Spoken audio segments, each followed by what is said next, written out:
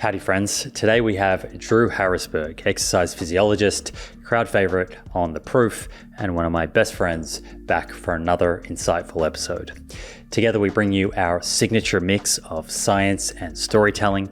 We talk about anticipatory grief and the effect that this can have on people, reflect on my recent debate with carnivore doctor Robert Kiltz, and dive into new research on exercise and nutrition, including a groundbreaking study on how the ratio of animal to plant protein in a diet influences cardiovascular disease risk.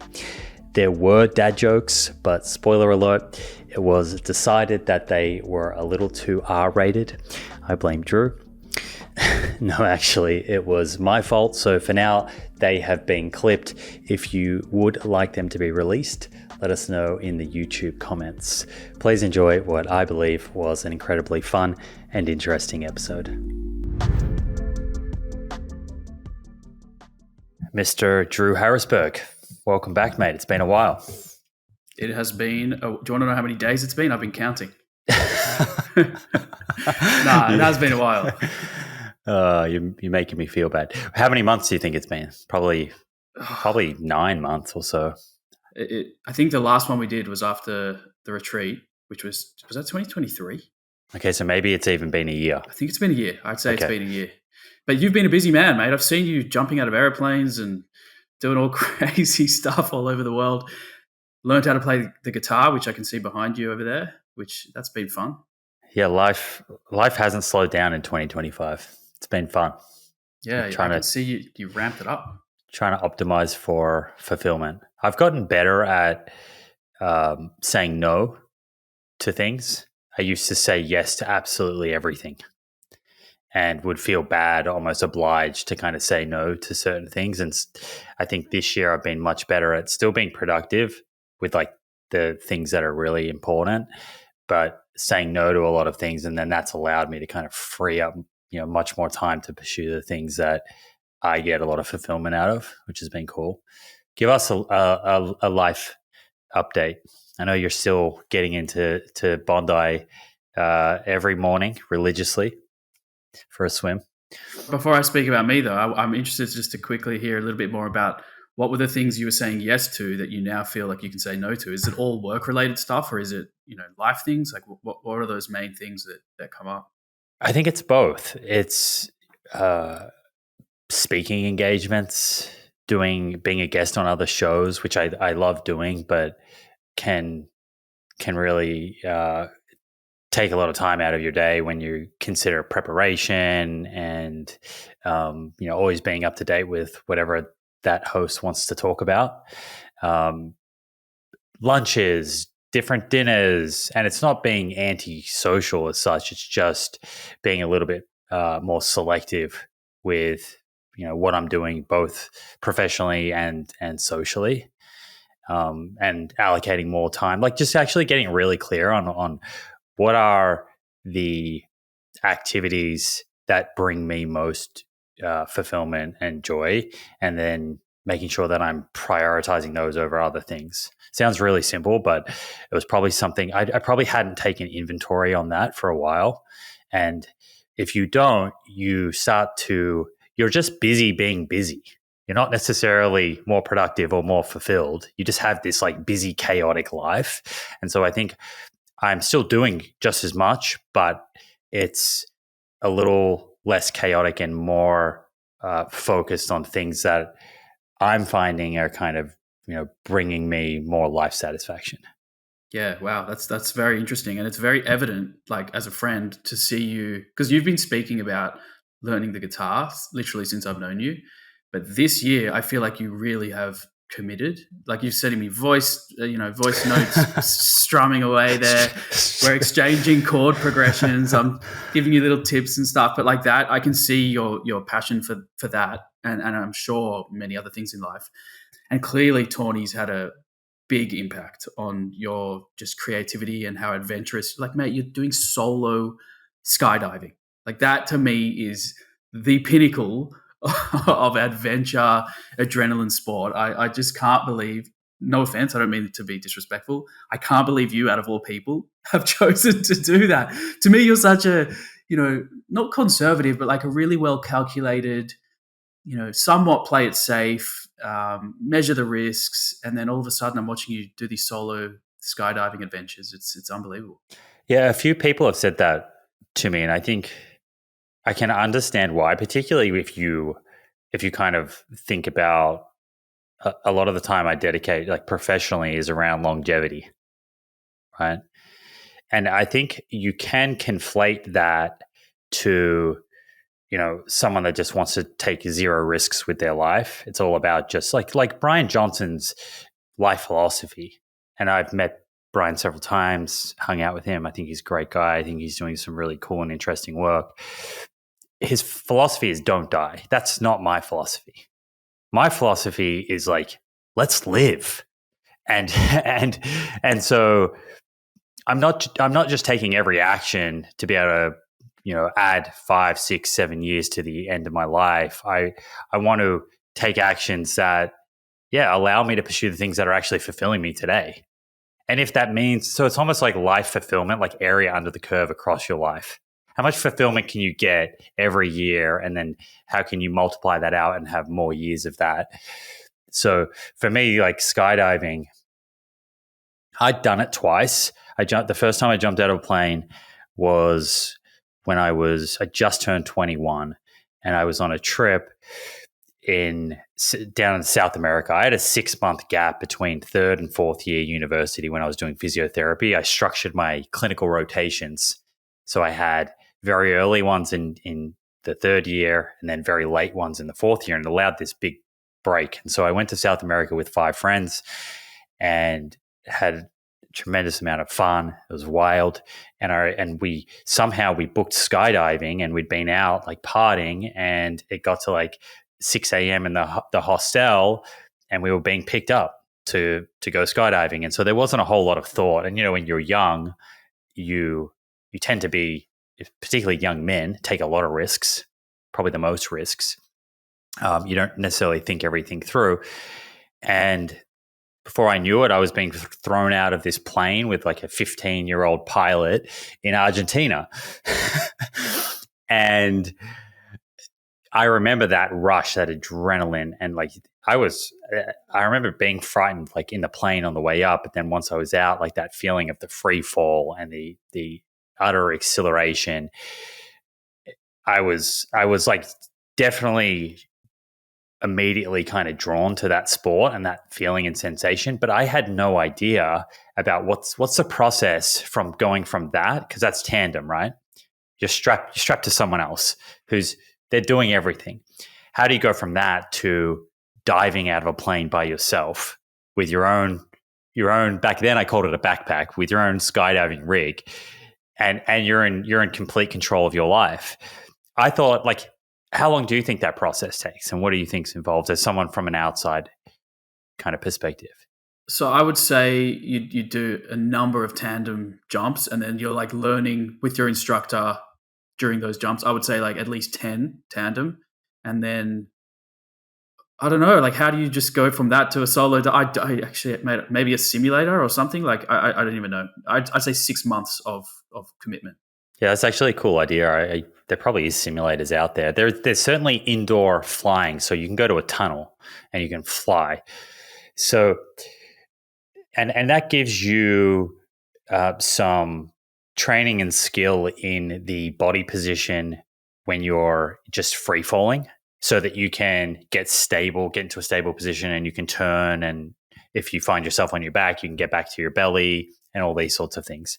It doesn't give you the experience of like going forward and backward because there's not much space. It doesn't really give you the experience of pulling your parachute, and it doesn't give you the experience of, once that parachute's out, actually flying it and being able to like land and troubleshooting, like, because did the parachute come out properly? If it didn't, there's a whole list of things I won't bore the listeners with that you learn and you go through. But so I did it first in South America.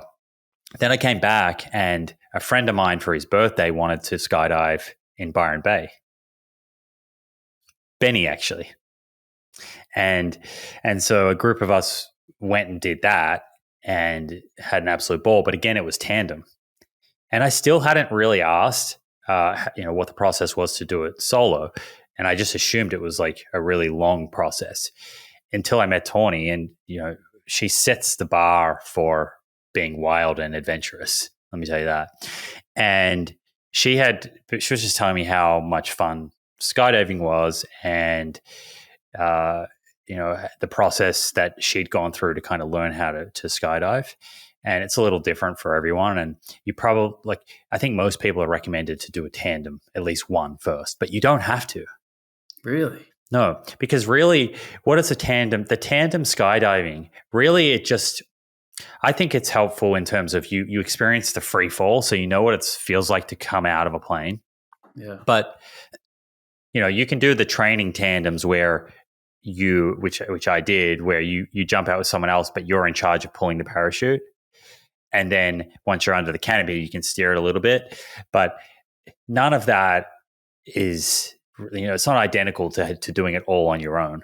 So, really, some people just for the very first time jump by themselves. But what happens is they jump with an instructor, and you wear a kind of jumpsuit that has these handles on the shoulders, so they can jump out with next to you in the air. And you would think they would just get ripped off from you, but they don't. And so they can be there making sure you're stable as you're going down. And you've gone through all the training, so you know how to use your rig and get your parachute out and all of that stuff. And at least if something went wrong, they could pull the parachute. And then, once you're under that canopy, you're steering it. And it's hard to describe until you've done it, but it's very intuitive in that you can feel the wind. It's like steering a car, and you get taught a landing pattern. So, based on, various things like where the hangar is or trees are or where the beach is, where you start at a certain altitude, your landing pattern, and then you steer through, and then you're shown how to land. And I saw you nail your first landing, absolutely clean. I think that was your first landing. It's one of those videos you put up. Yeah, I landed on my feet on the first landing. I'm sure experienced skydivers would look at that and think that I didn't necessarily nail it, but yeah, I landed on my feet. But yeah, it's fun. It's it's a new challenge. We then, I got my A license, and then we went and then jumped. Just last weekend, we were jumping in Mexico and landing on the beach, which was pretty incredible. It's unbelievable. But just on that sort of thread of don't die versus just live. I would argue that skydiving is actually quite a measured risk, because I would say that your philosophy and your principles about living and longevity are more around avoiding chronic disease so that you can live a healthy, long life. You're not saying don't take acute risks that could end it in a second. You're not saying don't ever drive fast or surf around sharks or jump out of planes. You take the measures that you need to ensure that those activities are safe, but you're trying to set yourself up for longevity with how you eat.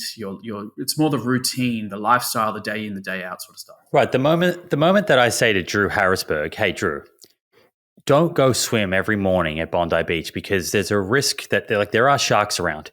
That's the moment that you say, hang on, but now I'm no longer living. That's not living proof. So I'm certainly not telling everyone to jump out of a plane. You find the things that you are personally drawn to, and depending on what those are, they'll often come with some degree of risk. And like you said, getting into a car every day, carries some risk. So if you were completely optimizing for don't die, you would never get into a car.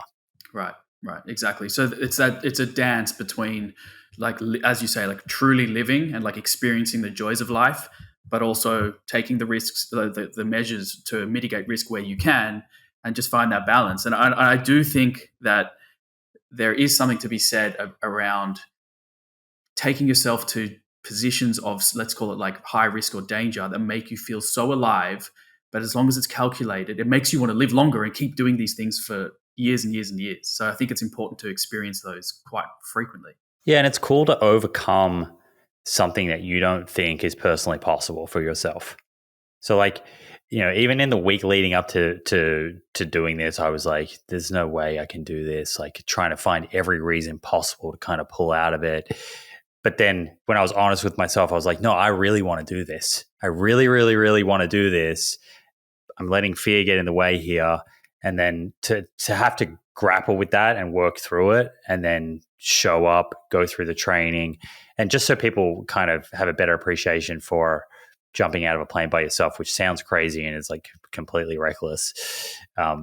There is like safety features built into this sport. So it's not like you're just jumping with one parachute. You have two parachutes in case something happened with one. You have a computer system so that if for whatever reason, if you don't pull your parachute by a certain altitude, there's a parachute coming out.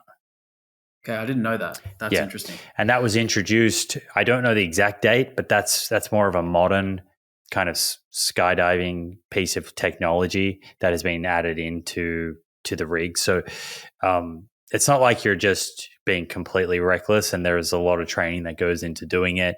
And as I said, it's not going to be for everyone, but I've been drawn to it since I was, as far back as I can remember.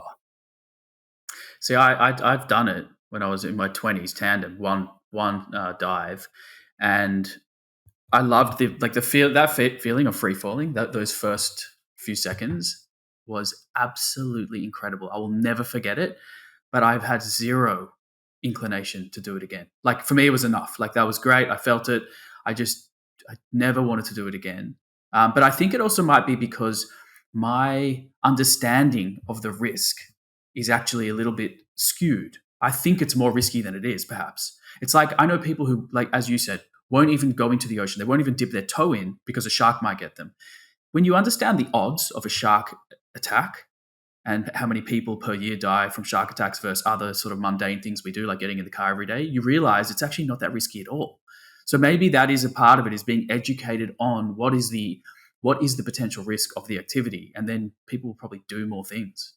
We should look that up. We'll come back to people with the risks of a shark attack while surfing, the risks of being injured or death from skydiving. And also what's responsible for those accidents, because I think that's important too.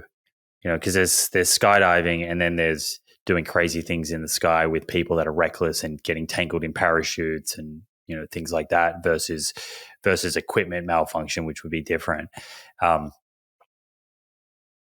What's been happening at your end? Give us a little bit of a life update. How's Dennis? Is Dennis going to feature? Is he coming in for a cameo? He probably will. He's where is he? He's sleeping at the moment. He will very likely interrupt this with some talking, but he's good. He's obviously getting a bit old now, and it's something that's been definitely playing on my mind a lot. I actually put a post up yesterday. It was actually so strange. So I've been dealing with this. I'm going to call it condition because I don't know a word to actually label it with, but this conditional feeling of grief in anticipation for the day that Dennis leaves. He's 15 and a half, turning 16. And for about a year and a half now, I just have this like impending feeling of like something bad's going to happen. And I've got a lot of anxiety around him. And I've been dealing with sort of like, he can be literally right next to me. I can be touching him, and I'm grieving about the day that I eventually lose him. Like, it's such a horrible place to be. But how's this for a coincidence? So I decided I wanted to like let it off, or get it off my chest, shall we say. And I was like, I'm going to put up a post explaining how I feel, and just, reach out to people and see if anyone feels the same. So I literally Google feeling grief about a pet who is still here. And this term came up called anticipatory grief, which I'd never heard of, which actually is very common, not just with people and animals, but also people with their loved ones, like maybe the elderly or their parents or whoever, their kids. It could be anybody.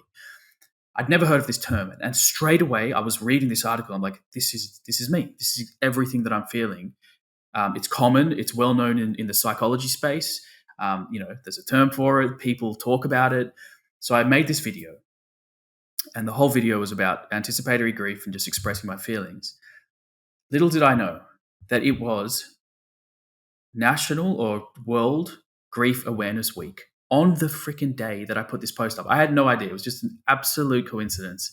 And I only figured that out when I was Googling, these feelings I'm feeling. But mate, you know what? I've sort of figured out this push pull relationship. So it's like you got to lean into it sometimes. It hurts. It's painful. And you've got to just accept that it is natural and you're going to feel these things. But at the same time, keep coming back to, like, you almost need to snap yourself out of it and be like, okay, here's the reality check. He's with me. He's happy. He's healthy. Enjoy this moment. It goes back to what we were just saying about just like truly living in the moment. But yeah, it's been pretty tough, I've got to say. Yeah, dude. Well, I mean, the other way to kind of look at that perspective shift is that grief is born out of gratitude. Right. Exactly. That's exactly right. Like, the more intense your love and gratitude, the more probably intense the grief will be. You cannot have one without the other. And I would never trade off, like, the pain of grieving is so worth the like intensity of the love and connection that you have. It's absolutely worth it. And you have to have one. If you want one, you're going to have the other. They cannot be separated. And I would pick that any day. It's just that when you're in it, you think like, oh, fuck, I just don't want to feel this again. But you got to lean into it. It's gratitude, mate. It absolutely is gratitude. The fact that he's even 16 is like, I'm so grateful. Like, what a privilege to get to that age as a dog. What a dog Denny is. He's just the unreal. Best boy. He is amazing. And you know what? He still has trauma because of Gnocchi and Peppy when they gave him a fright. He can't walk past a sausage dog. He can't. Really? If we go to the park... I'm so sorry. It wasn't Gnocchi. Gnocchi always gets blamed for Peppy. It's always Peppy. I'll come back to a funny story on that, but you keep going. Okay. No. I was just going to say that anytime we are in public and there's a sausage dog or multiple, he literally turns around, tail between his legs, and runs home. Like, he can't be near them. So I'm trying to train that out of him, but he's an old boy now, so it's hard to train those things. I'll give him a pat from all of us. I will, absolutely. And a belly rub. Tell me that Peppy story. Well, I said it was funny, and probably someone in the comments will be like, that's not funny. But guaranteed that's going to happen. Listen, my brother and my sister-in-law, they laugh about it. So I'm going with it being funny. It's funny now in hindsight anyway. So my brother, my sister-in-law, and at that point in time, they only had one kid, one boy, Charlie. And they came and stayed with me up in Byron. And I had Peppy and Gnocchi were there. And you know Peppy has always been a little weird around humans, particularly little kids. So we were trying to like crate train him. So we had him in the crate for the majority of the time, not out on the loose, because Charlie was there and he was like 2.5 years old playing with toys, and you never know what can happen. Whereas Gnocchi, he's just completely loving to absolutely everyone and can be trusted. And on the last day that they were staying with us, I can't remember who it was, but someone said, let's let Peppy out. I think he's okay. And he was okay for a little bit. And as they were leaving, little Charlie's kind of walking out, and I think he had like some type of broom, like a little kid's broom, and he was waving it around, and it scared Peppy, and Peppy ran up behind him and nipped him like on the back through his jacket and his t-shirt, and it didn't like draw blood or anything, but like gave him a big fright, and he was crying, and he couldn't see, so we didn't want Charlie to think that he'd been bitten, so we said to him, we're like, oh, the gate closed on you, it's okay, right? Because like if a kid gets scared of a dog early in life, it can really affect them. So anyway, he's a smart kid. He said no, and he goes no, and it was Gnocchi. He blamed Gnocchi. So ever since then, it's been this running joke where I'll say to Charlie, hey Charlie, who's your favorite, Gnocchi or Peppy? And every single time without fail, he says Peppy. Oh my God, that's brilliant. Well, I actually can't remember who bit. Are you sure? Are you 100%. sure you know? Okay. 100%. Yeah. Right. Peppy. I mean, that's Peppy's personality. Okay. He's a sassy lad.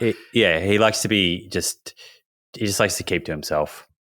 Yeah, fair enough. I mean, you did warn me that he was going to bite Dennis, and I was like, nah, we'll be fine. And you were right. Anyway, mate. So yeah, but on my end, basically, yeah, Jenny's a good boy. That's something that's a big part of my life, obviously. And mate, I've been working on a few things. I've launched a medical device company, which we're trying to get off the ground. It's diabetes related products, which are on the NDSS, the government program, so subsidized in Australia. So that's been a really interesting and really fun project to start, changing the things that I'm doing day to day. Like, it's a very different kind of work that I'm not used to, but I'm Is that the needles? That's the pen needles, yeah. So it's the insulin needles, yeah, free on the NDSS. And what's that called? It's Drew's Daily Dose. Yeah, Drew's Daily Dose pen needles. Unfortunately, only available in Australia, but we're working on diversifying some products. We've got some other interesting new products coming out maybe mid next year.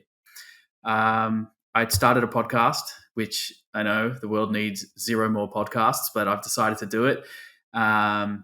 It's hard for me to that's not true. The world needs good podcast hosts, so okay, it's much needed. We'll see.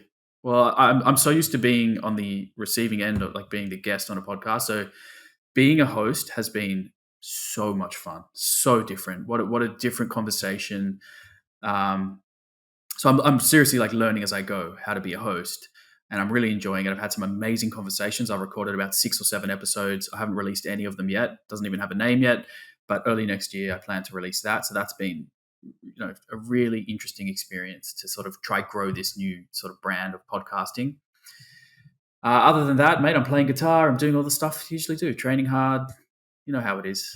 Routines stay routines, unless you're Simon and you start jumping out of planes. How many muscle ups in a row are you doing currently? I'm way off my best, but I only do about sets of 4 or 5. I used to be able to do 10, but I'm getting older and heavier, and that's what happens. Okay, let's whet the audience's appetite here. So we've both brought some studies. You're going to share 2 studies. I'm going to share 2 studies. We're going to do some other kind of reflections, get some things off our chests as well. What are the topics of the 2 studies that you've brought? So mine are both related primarily to resistance training and exercise, but with a bit of a twist. And these are 2 studies that I came across very recently. I sort of subscribe to these like journal clubs. It's so dorky, but anyway, where I can sort of review scientific studies sort of when they come out, like at least within months or that year. And I found 2 studies that one of them, the first one, is related to screen time and smartphone use and the effect that has on your resistance training performance in the gym, like directly looking at the impact of smartphones on resistance training. So I thought that was really interesting and contextually topical for a lot of people. Obviously, most people have a smartphone, and I'm sure most of your audience train in the gym or do some form of resistance training. So I thought that was very topical, and the results were kind of surprising, which we'll get to. And then the other one is also related to resistance training, but more so around how many calories or what is the energy expenditure of a resistance training sort of typical gym workout in comparison to other forms of training. Like, how many calories do you actually burn when you're in the gym? Because I think that is something that there's definitely 2 camps that I've seen on the internet. One is resistance training gym purists who believe that that's all you need to be lean and to optimize body composition. And then you've got your other camp who are very much, no, cardio is king. And then, somewhere in the middle, I'm sure there are people who are like, no, do both. But this was sort of looking at how many calories do you actually burn during your gym session. So I thought those would be interesting to share with people. If you're serious about optimizing your health, I've got something for you. 8 Sleep and their revolutionary Pod 4 Ultra. The Pod 4 Ultra is not just a mattress cover, it is an entire sleep system. With advanced temperature control and biometric tracking, the pod has helped me take my sleep and recovery to the next level. And as someone who is always looking to optimize health, better sleep means better everything. Focus, energy, workouts, and even better communication with my partner, Tawny. What makes the Pod 4 Ultra so incredible? Well, it learns your sleep patterns and adjusts the temperature automatically throughout the night, optimizing your body temperature during the 4 stages of sleep. If you're ready to take your sleep and recovery to the next level, head over to 8sleep.com/theproof and use the code THEPROOF to get $350 off your very own Pod 4 Ultra. The best part is that you still get 30 days to try it at home and return it if you don't like it, but I'm confident you'll keep it. Trust me, your body will thank you for this investment in better sleep. Shipping to many countries worldwide. See details at 8sleep.com/theproof.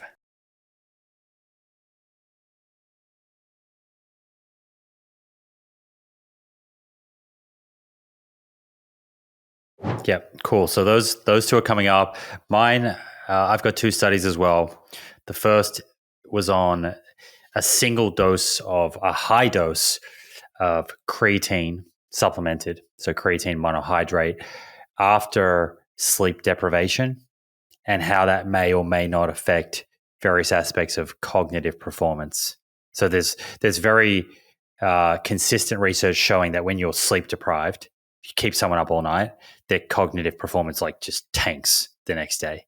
And so these researchers were interested, knowing that creatine helps with energy production in neurons in the brain, that maybe when you're in this state of sleep deprivation, a high dose of creatine, enough creatine to get across the blood-brain barrier potentially, might actually enhance cognition and kind of attenuate some of that cognitive loss, which would be really cool if, it's a tool for someone who, has a very poor night's sleep, but the next day has podcast or a presentation or, something like that.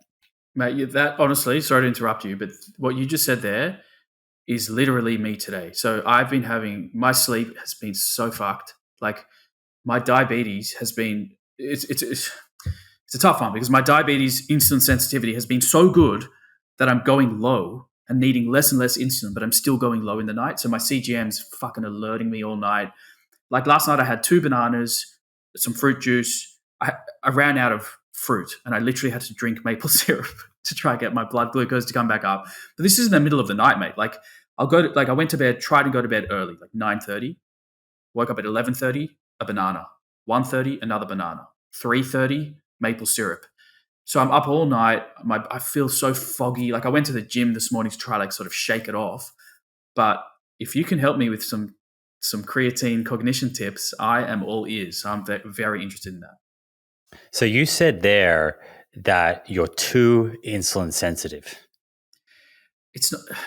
Yeah, I probably used the wrong word. That's a great thing. Like I don't think you can ever be too insulin sensitive.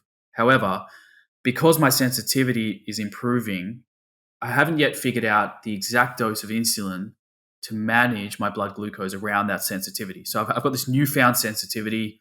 My insulin is a little bit too high at the moment. I'm trying to bring it down, but I'm like titrating it down and it's still not working. So you'll find that sweet spot. I will figure it out eventually. But until I do, it's going to be lots of waking up in the night, CGM going off, drinking and eating throughout the night. And then does the type of carbohydrate that you ingest, like whether it's rapidly kind of absorbed versus slowly, do you think that might affect it? In terms of why I'm going low or to treat the lows? To treat the lows, like when you're waking up? For sure. So to treat the lows, you want to use like pure glucose essentially, or glucose tabs or gels. Like fruit's not ideal if you're very low, but if you're trying to get ahead of a low, if you can see it trending down and I'm like, okay, I'm going to go low in the next 30 minutes, fruit's fine because it'll just slowly balance you. As you know, the glycemic response from fruit is a little bit slower to say pure glucose. But what I've realized is I've been having low carb dinners because I don't want to have a lot of insulin before bed. And that's what's causing me to go low at the moment. So I just need to pull my insulin back, figure out how to manage it, and I'll be fine. But until then, it's just going to be part of the experiment. And you would think that I would have figured this out over 13 years living with diabetes, but diabetes is the greatest teacher. It's never ending. It's a full-time job, always learning. Like I cannot explain to you how many things I learn daily about living with diabetes still to this point. So I'm sure I'll figure it out soon. And things aren't static. We're aging every day. I think physiology is changing.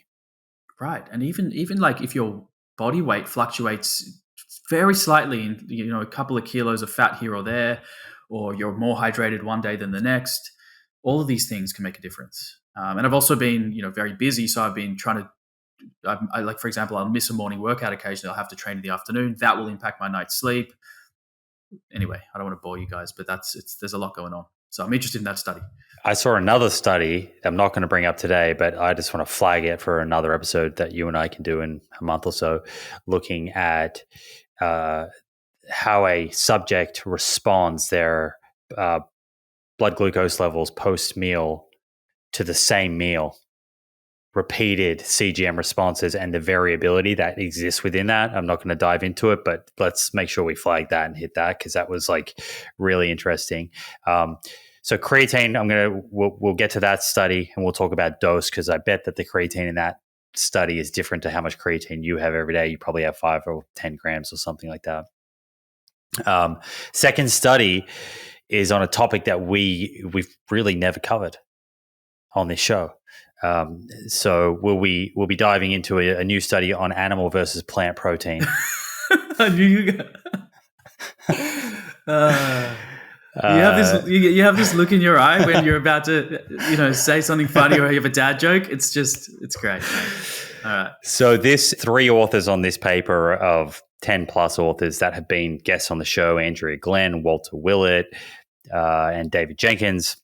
And this was again looking at very long-term data out of 3 different US cohorts, over 200,000 subjects. We'll dive into the details, but they weren't just comparing animal versus plant. They were also comparing animal versus plant in 2 different contexts. One, in diets where you have low protein density, so not a lot of calories coming from protein, and the other in diets where you actually have a high amount of calories coming from protein, and looking at if there's a difference in risk of cardiovascular disease between these different contexts. So that was cool. So it's an animal versus protein. We've hit that topic many times, but this study allows us to look at it from a slightly new perspective. Cool. I'm really interested to hear about those. Before we get to that, let's get some things off our chest. I know that's your favorite segment. So but have you brought anything today, Drew, to get off your chest? Let go. Well, I sort of got that grief piece off my chest, to be honest. And even just talking about that, like, I've always feel better. And by the way, that post that I put up, the response was unbelievable in terms of how many people feel this and didn't know it was a thing. They didn't know there was a term for it. They didn't know it was a psychology that had been studied. And just knowing that frees people up and makes them feel a little bit like they're carrying less. So yeah, incredible. Hundreds of comments of people. And it was all related mostly to pets, but of course this can relate to humans too. So I'm feeling a bit better about that. I mean, look, mate, to be honest, I'm a happy guy who's living a great life, but there are a lot of things that sort of piss me off. So if you want to go through the list of things I want to get off my chest, we can, but I'll pick one sort of high level thing that I saw recently, which, and I always say, like, we don't want to make this like an ad hominem attack, but like, I have to name the person because it's related to their content. We all know the glucose goddess. She's become famous for essentially trying to empower people to biohack their meals based on food order and certain things that you eat, and apple cider vinegar and this and that. And it's the centerpiece of her argument is around glucose control and maintaining flatline blood glucose. And she's sort of, through this piece of education, has demonized a lot of healthy foods, willingly or not. She's, I guess, added to the pathologizing of healthy blood glucose responses, like totally normal, healthy physiological responses. And, it does bother me seeing some of her posts and seeing what it can do to people and causing eating disorders and other things, and, just simply demonizing healthy food. But I saw a post of hers the other day where she took her N of 1 glucose data in relation to eating whole fruit versus blended fruit. And she showed on the screen her blood glucose curve after each condition, eating the whole fruit versus blending the fruit into a smoothie. And she went on to, somewhat demonize blending fruit, and that it pulverizes the fiber and it ruins this and that. And aside from that probably being false, based on a study that we've covered before on a previous episode, I think it was called Whole versus Blended Fruit Glycemic, or something like that. We can link to it in the show notes. Right. Great. Really interesting study. Not only was her N of 1 conclusion the complete opposite to what we see in that particular study. The thing that bothers me is she doesn't actually provide. You might notice this. I don't know if anyone else has seen this. She never shows the absolute data of the glucose response to a meal from the actual app or device that she's using. Like, for example, I've got like a CGM on, which sends all my glucose to an app. If you wanted to really be honest, she would share the data from the app, because she's recreating these graphics that we don't even know, firstly, if that is the true response or if it's just a graphic. I don't know. But also, it's not your absolute numbers. She's dealing in relative. So she'll say like baseline increase 60 milligrams or baseline increase 2 millimoles, whatever it is. That information to the everyday person is kind of useless, because everyone's baseline is different to begin with. Your baseline is different from meal to meal. Like, you might eat breakfast one day and in the morning your blood glucose is 4, and the next day it's 5.5. So knowing a relative change in blood glucose is not that beneficial in terms of information. So, and especially as someone living with diabetes who's so close to glucose data and this sort of stuff, it's something that I'm seeing all over the place, and it's just kind of getting under my skin a bit, and feels good to get it off my chest. And it kind of leads into something that I wanted to bring up, to be fair, and it was one of my reflections on the debate that I had with Dr. Kiltz. And one of his kind of central points was that, plants are to blame for all of the, the chronic disease burden that we're seeing today. Fruits and vegetables. And I believe he even said like kale or asparagus, broccoli, avocado, he mentions foods like this. And, similar to that example you just raised there, like it worries me when you're generating fear around fruit when the vast majority of people are not getting anywhere close to the recommendations for the number of servings of fruit per day, and instead are eating a lot of calories from ultra processed foods. And I put this to Dr. Kiltz. I said, I find it really hard to blame these fruits and vegetables for fatty liver disease and cardiovascular disease and cancer when 80-90% of the population are not adhering to the recommendations for these food groups. And it was just one of several questions that I put to him where I didn't get a clear answer. And I don't know, did you listen to the whole debate? Yeah, I watched the whole thing on YouTube. I think it was on YouTube or Spotify, but I watched the video.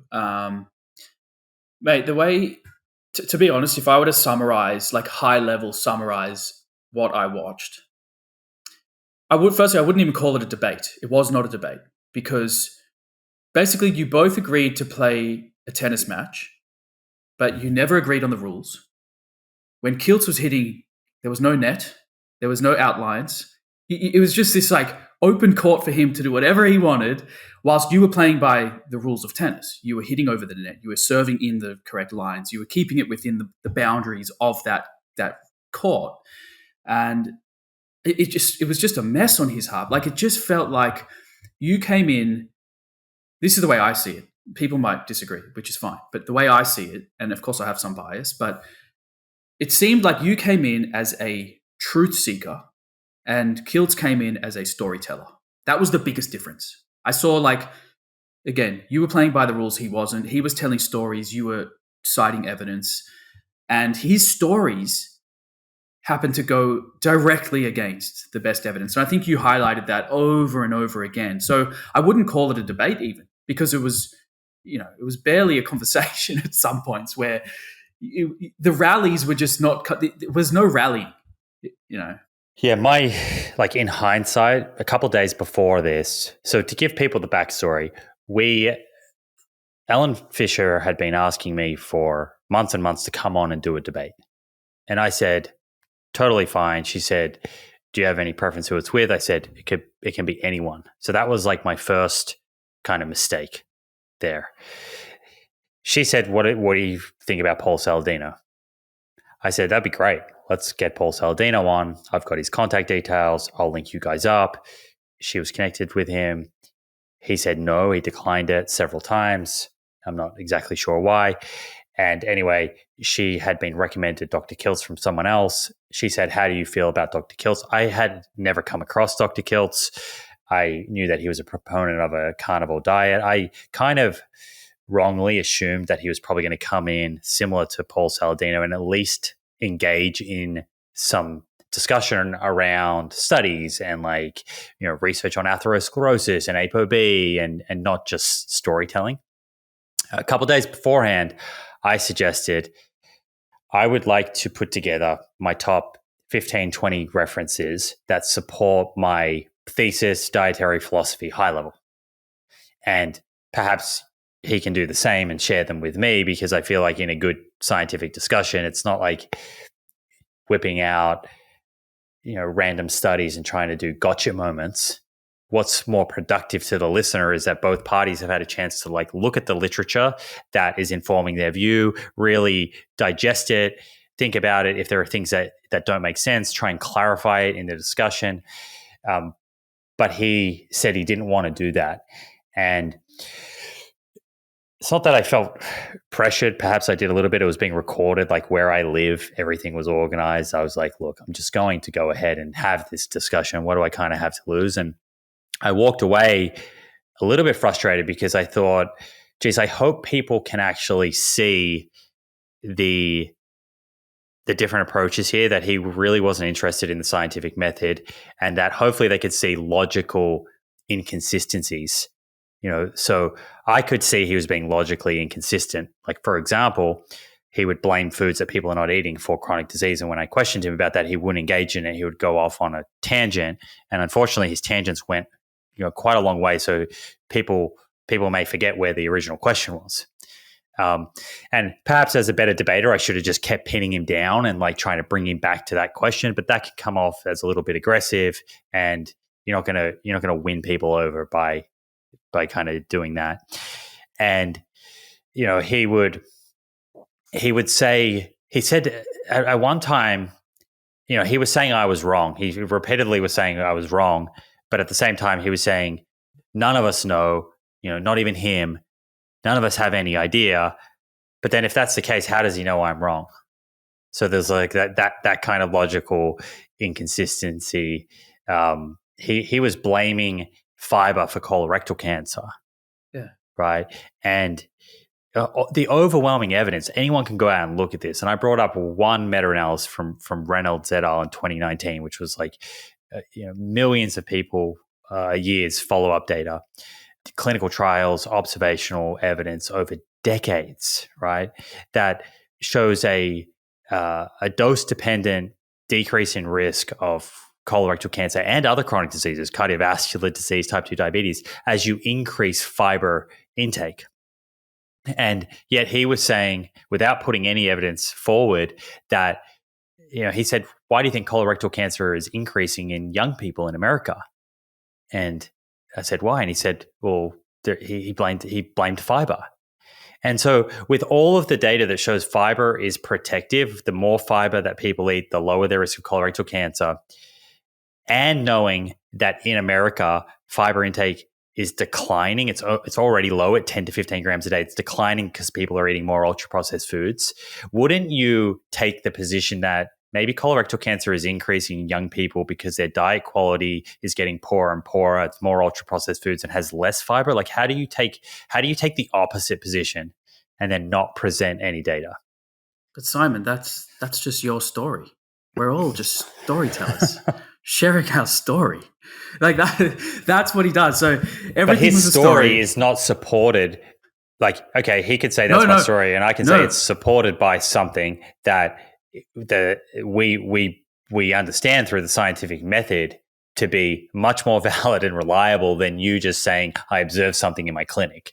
But so hold on a second. That is his story. So his evidence is what he sees in his clinic. You just weight your evidence much, much higher than his evidence, which is dealing with people in his clinic, which you said to him.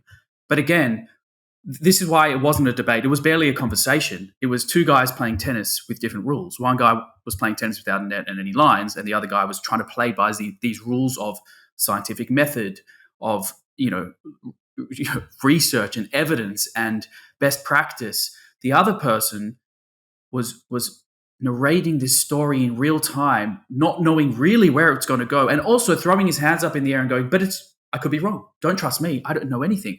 But talking out of both sides of his mouth. In the next second, he'd say, no, you're wrong. I'm right. And then when you press him on it, well, I don't know anything. I'm just a doctor who I love science. And then in the next sentence, but I know the science it's funded by this. But I find that reckless, because to say, no, I don't know, I could be wrong. But then he came out like pretty strong at one point, saying he has like a coronary artery calcium score of 700. He doesn't believe you should lower your cholesterol. He doesn't even believe that you should do blood tests. Like, to me, given all of the overwhelming evidence on the causal role of ApoB, low density lipoproteins, or LDL, being one of those, the causal role of that in atherosclerosis, the overwhelming body of evidence that suggests if you have a lot of calcification in the coronary artery, that means you have a lot of coronary artery disease. You want to drive ApoB down.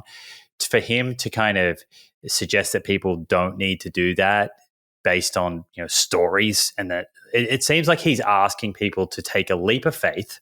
He's like, nobody knows, not even him, but he wants you to trust his stories. Right. And but he also that's exactly, but he also presents his stories in a way that is both scientific and just an anecdote, just a story. So like when you said, what's the best evidence that you have? He'd say, I'm a doctor, my clinic. So he's leaning on the science there. He's saying, okay, I'm a medical doctor. I have a clinic. I see subjects and patients. Then you're saying, okay, well then let me show you the science that also has lots of subjects, thousands and thousands of subjects, researchers, scientists behind it, and then he'll throw that out because of like these conspiracy theories around funding or corruption in science. And it was just these contradictions back and forth, and always looking for a way to just not have to address the tough questions that you were asking him, which was like, show me the best evidence that you have. What do you think of this study or that study? And he just wasn't answering the questions. It was actually a very hard conversation to be a fly on the wall and witness, to be honest. I think you did a bloody good job, but it was difficult. And I would have probably tried to keep him on track by saying, hey, look, that's absolutely irrelevant. Like, it's like I'm asking you a question, answer the question. But as you say, it becomes this abrasive sort of debate, which doesn't look good for anyone. And I know you were trying to sort of maintain some degree of rapport and keep it a bit charismatic and a bit fun, which I think you guys did, both you and Ellen.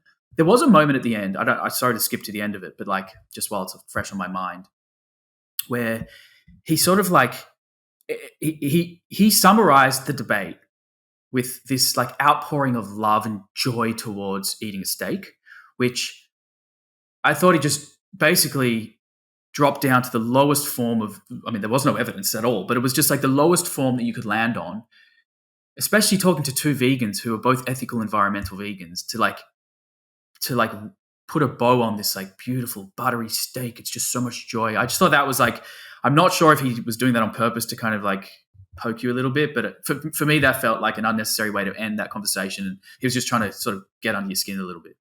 Yeah, I mean, I took that more as him wanting to finish the conversation by telling people more of what they want to hear. And I said it at the beginning, I think that's why he gets a lot of traction with his message, because when you tell people something that they want to hear, because of confirmation bias, you're less likely to kind of say, hang on, let's double click on that and let's verify it. You just accept it, right? Because it already fits your worldview. So I feel like a lot of his community, because he's telling them to eat more meat and dairy and butter, they, instead of being, skeptical, critical, which is a really important part of science, instead of, kind of thinking a little bit more deeply about what he's saying and what evidence he's bringing to the table, it's just being accepted at face value. And the propaganda piece where he was talking about funding, I certainly think that industry influences science, no doubt about it. But he has to be intellectually honest that he generates an enormous amount of income through his social media, through his fertility clinic, social media being a key kind of marketing funnel for that. And doesn't the same potential for bias to increase profits, doesn't that also exist among influencer doctors like Dr. Kiltz? Yeah, but he can't see your own bias when you're so close to it. Or he sees it and he's ignoring it in the pursuit of improving his business, which a lot of people do. They'll ignore their biases or they won't admit to them so that they can continue to make a lot of money. And when you put that on him, the biggest tell for me is when you asked a very direct, very sensible question. The second I felt him just go, okay, I'm just going to change lanes and go on a tangent somewhere else, that's to me the admission of guilt or the admission of, okay, he got me. I'm just going to tell another story. So like if you can't sit face to face and address a claim and stay in that conversation and you just have to detour every time, to me, that's the tell. Like he knew it. We knew it. The listener, the viewer, everyone knew that that's what was happening. And it got to the point where it was just kind of a little bit embarrassing, to be honest. That's what I would do if I engaged in a debate again. Every single time I ask a question that is not answered, I would write that down. And so if the conversation kept flowing and by the end there was 6 or 7 questions, I would like to be able to at least summarize, before that conversation's over, here are the 6 or 7 questions that I've asked you that I haven't received a clear answer on. And so I still don't understand your position. Yeah, exactly. Another thing that stood out to me was the idea that if you feel good doing something right now today, that it's probably the best thing for you. I think that is so short-sighted, so myopic, so shallow. There's just no depth of thinking to that kind of, like, why would you even say that to someone? Like, I could feel amazing eating McDonald's every day.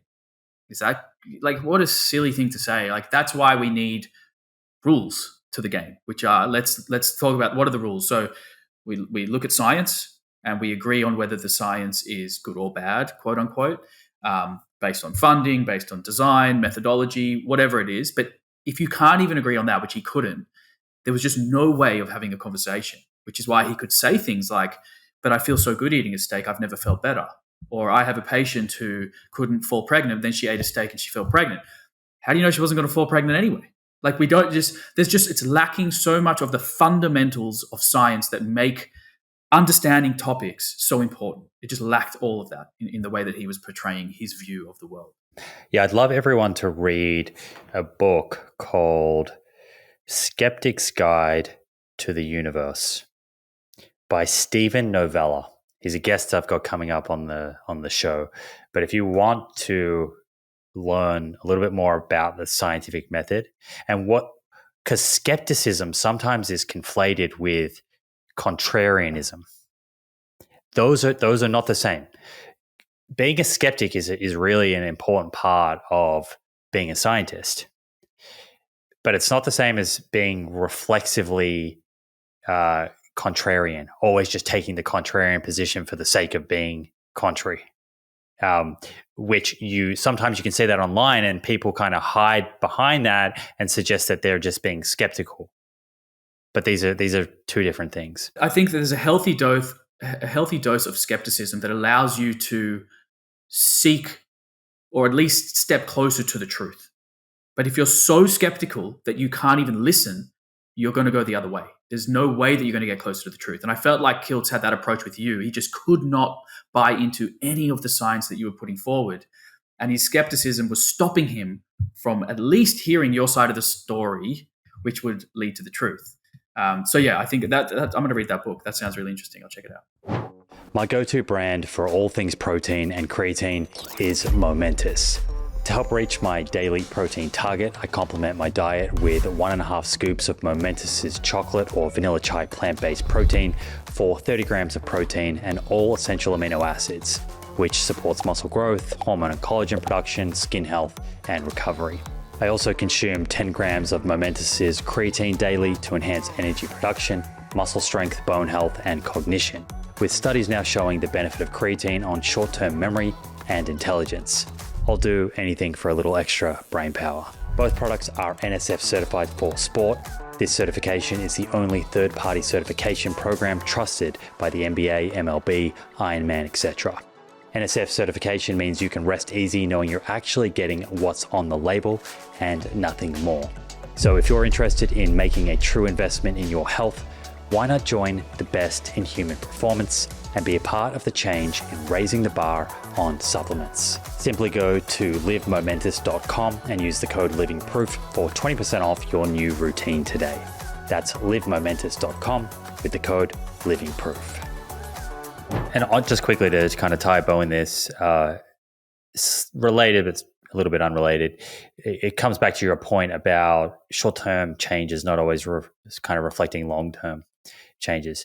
You often hear in the keto community, and I had a discussion with David Feldman and then Nick Norwitz on ketogenic diets and like severely elevated ApoB in what they describe as a lean mass hyperresponder. So long story short, they're saying that someone who is quote unquote metabolically healthy adopts a keto diet, sees a very high ApoB, but they're insulin sensitive. Is it a problem? And the way I've heard them describe this is that this is like a physiological adaptation. The body is trafficking more triglycerides, more fat because their diet has changed. And as a result, the liver is producing more of these ApoB containing lipoproteins to traffic that triglyceride. And it's not necessarily Nick and Dave that are saying what I'm putting forward, what I'm about to say, but I see it in the keto communities, and I don't necessarily see them squashing it as leaders, when people say this. But there's this idea that if that's a physiological adaptation, then it can't be harmful. But that's not true. You can have short-term physiological adaptations can lead to a pathological outcome because the body is just adapting in a way to prioritize survival. Yeah. It's not thinking about, are you developing disease in 10, 15, 20 years time? No. I mean, let me give you an example. So I'm living with diabetes. A physiological adaptation to it's like eating a lot of carbohydrates without dosing insulin correctly is your blood glucose goes very high, right? So I'm trying to sort of like think about blood glucose and LDL. So they both go high in the blood. In his case, he's talking about LDL for these lean mass hyperresponders or whatever you call it. For me, I'm thinking a poorly controlled person living with diabetes, poorly controlled. Glucose goes up. The physiological adaptation is the body has to find a way to get rid of that glucose. So the kidneys start to work overtime to try excrete it through the urine. It tries all these different ways to get rid of the glucose from the bloodstream so that it can bring it back down to baseline. But that physiological adaptation can lead to huge, tremendous, poor, long-term complications. So like, yes, the body is trying to figure out a way to combat this high glucose level, but the outcomes are terrible. So I'm not saying that those are the exact same things. That might be a bad sort of comparison, but like seeing one biomarker go up beyond normal physiological range to me is a red flag of something. Something's off. Like you've got to address that. I don't know. I have been listening to that Nick Norwitz podcast. I'm about 40 minutes in. It's a biggie. It's like 5 hours or something. So I don't know where he goes with it in the end, but I'm certainly trying to think about how I could compare that to things that I'm experiencing as someone with diabetes, and it is a little bit iffy. My view, which is not going to be popular in the keto community, is that if your ApoB is elevated, even if your blood glucose looks good, even if your triglycerides look good, I don't think you can say you're truly metabolically optimized. I just don't think you can. I think you can say you're more metabolically healthy than where you were, perhaps. But to be truly metabolically healthy, I think blood lipids and blood glucose are all optimized or in the normal range. Yeah, I definitely agree with that. I don't know what his conclusions were at the end of this. Like, does he still recommend that even if you are a lean mass hyperresponder and you have a high ApoB and LDL, that you stick to the diet, or is he saying that you should consider getting off it? This is where it gets a little blurry. So if you read the peer-reviewed papers, which most people don't, that have come out of Nick Norwitz and his group, they're very clear that if you have elevated ApoB and you're at risk of cardiovascular disease, you should be changing lifestyle or treating it to get ApoB down. That's their view. That's in the peer-reviewed literature. It's not popular within the keto community, so it's not shared by people in the keto community. And I don't know if everyone will think this is fair, but my read on Nick Norwitz and Dave Feldman, who I think are nice guys, I've met both of them, is that sometimes they're not very direct in their language online. They can be a little bit cryptic in their wording on social media. And so that, many people seem to be in that community celebrating their high ApoB, which I think is a problem. And I would love to see them in their position being a little more firm and really sharing the cautionary approach that is in the peer-reviewed literature, more and more. It's not their job to go around and police every single keto community page online, but when they are tagged or they are commenting, I think that they should be making it very clear that their view is to treat ApoB until there is further evidence that ApoB in this context is not a problem, and that the overwhelming body of evidence suggests that lower ApoB is better than higher ApoB when it comes to the development of atherosclerotic plaque, building up this plaque in our arteries, which is the number one cause of having a heart attack. What if people are on a keto diet? I mean, sorry, I know we didn't plan on going through this, but it's an interesting topic. What if people are on a keto diet and their LDL and ApoB is not elevated, and they do have, obviously normal or healthy blood glucose control? Would you then consider them metabolically healthy? So if those biomarkers are in range, but they are eating a lot of saturated fat, which is correlated with, worse cardiovascular outcomes. If they had healthy blood pressure, healthy waist circumference to height ratio, their HbA1c, fasting blood glucose, ApoB, LDL cholesterol, all optimized in range, then I would say that they're metabolically healthy. And I'd say that they're probably the exception, not the rule, in terms of the people that can get away with eating a diet high in that much saturated fat and having those things in range. But It is possible, and there are going to be exceptions. Yeah, I agree. I hold the same position there, although I'm not an expert in that at all. Well, it's good to have your support anyway. Should we get to these new studies? Yeah. Okay. So who's kicking it off? You kick us off. Kick us off with the mobile phone screen time and resistance training paper. All right. I won't read the title because it'll actually give away the results. But I'll tell you the sort of study design. It's a randomized, single-blinded crossover study. So a very good study in that obviously participants are randomized to two groups, but they also cross over and try the other experimental condition. And the researchers were blinded. So they didn't know which group was under which experimental condition. So it makes for a really interesting study. So this was looking at the effect of a smartphone and screen time in general on mental fatigue that generates from using the device, and how it impacts the volume load, which is a term that some people might know of, but we can explain what it is, the volume load of a resistance training workout. So volume load is basically, it's an indication of how much work you're doing in your session. Volume is often thought of as how many sets you're doing, or hard effective sets, which is your reps. So volume load essentially is your reps times your load lifted for how many sets you do. So it's sort of like multiplying those three things together. Right? So that gives you an idea of how difficult the workout is, how much work you're actually doing.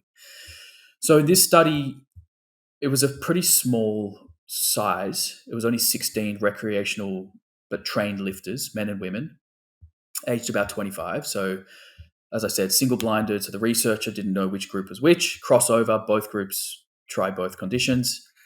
So what they did is they got everyone in to test their 15 rep maximum on a Smith machine squat. So they squat down to parallel, so the quads are parallel to the ground, which is a squat that most people would do. Not everyone's going like ass to grass, but some people do, but most people will get to halfway to parallel. So they test their 15 rep max on a visit to the lab, and then I think it was like maybe a week later or something, they begin the experimental conditions. So this was really interesting. One of the groups had 30 minutes of social media screen time on a smartphone. So they were just told to scroll through Facebook, Instagram, Twitter, and interact, engage, leave comments. While training or before? Sorry, no. This is these are just the two conditions, and I'll explain exactly how they did the study. So they were looking at that condition and how it may impact training, and then the other group watched a 30-minute documentary to see if that would impact their mental fatigue and their training. But the way they did it was they did a pre-experiment sort of workout, so to speak. So they did 3 sets to failure at 80% of their 15 rep max. So they already tested the 15 rep max. They knew everyone's 15 rep max. You take 80% of that load and you tell them to go to failure for 3 sets, right? So set 1 all the way to failure, then they rest, set 2, same thing, and set 3. Then they either give you a smartphone and you scroll for 30 minutes, or you watch a documentary for 30 minutes. And the documentary was like a NASA, it was like something about NASA. It was kind of like something that you didn't have to engage with it. You didn't scroll. You were just sitting there watching it on a TV. And then they retested. And I think it was about 30 minutes after, or maybe an hour or two after. I can't remember exactly. I'll dig it up. But they retested the same 3 sets of squats after either watching the documentary or scrolling on the smartphone. And they compared the volume load per pre-experiment and post-experiment. And what they found was that the smartphone condition, so when you're scrolling on Instagram and Facebook, it led to a 29% reduction in volume load in the workout. Whilst in the other condition, where they just watched the documentary, there was also a reduction in volume load, but it was only, I think it was, let me get this correct, I think it was about 14.8% reduction in volume load, right? So, and they also found that the social media scrolling increased mental fatigue by about 60% versus about 14% for the control group. And they call the control group the documentary group, which I would love to have seen a third group who does the 3 sets, doesn't watch anything on a screen, and then does another 3 sets to see the drop-off. But it was just so interesting to see how much scrolling on your phone can fatigue you mentally and how it impacts your performance at the gym afterwards. I just thought it was so interesting and so topical because, I know for me, I've got this rule at the moment, and I've been doing this for about a year, and it's been amazing. 0 social media until I've finished my workout in the morning. So for the first 2 hours of my day, my morning routine is watch the sun, get the sunrise, take Dennis for a walk, jump in the ocean and do my workout. Like I have to get that done. I do not touch my phone beforehand in terms of social media. Like I'll obviously use it for my blood glucose or whatever else. But what a difference it's made to my training. Like I truly, and I wasn't sure if it was just me thinking, I'm more switched on, but this study seems to suggest that social media can interfere with your training. Do you think, and maybe I'm not sure if they speculated in there, but that's comes back to central nervous system fatigue and kind of ability to recruit motor units? Yeah, so it could be that they actually, like in the discussion, there were a few things that they speak about potential mechanisms. So they measured mental fatigue, and how did they define it? Let me just try to get that up for you. Reduced ability to perform cognitive and behavioral tasks with subjective feelings of tiredness and lack of energy. So what they did was they actually measured RPE every 5 reps. They just think about this for a second. So because they're using a 15 rep max load, right? So they figure that out beforehand, but they're only using 80% of that load. Their reps per set is very high. So I can pull up some of the data, but like for example, in the pre-experiment condition, set 1, they did 28 reps of squats. You and I both know as lifters, doing 28 squats in 1 set is extremely fatiguing mentally. Like the pain that you would experience, and this is to failure. So the pain that you would experience, the RPE towards the end of that set would be an all-out 10. It is extremely difficult. I would argue, though, that if this experiment, and this is speculation, that if this experiment was repeated with loads more between 6 and 8 reps, that you wouldn't see such a decrease in volume load and performance. I think it is that it requires so much mental fortitude to do 28 reps of squats in 1 set that you're seeing this drop off in volume load. So they do, 28 for the first set, 21 reps for the next 20 for the third set, roughly. It's a lot of reps. And then in the post experiments, after they were exposed to the screen, they're getting like, in the phone condition, they got 18 reps, 16 reps, 13 reps. Tremendous drop off.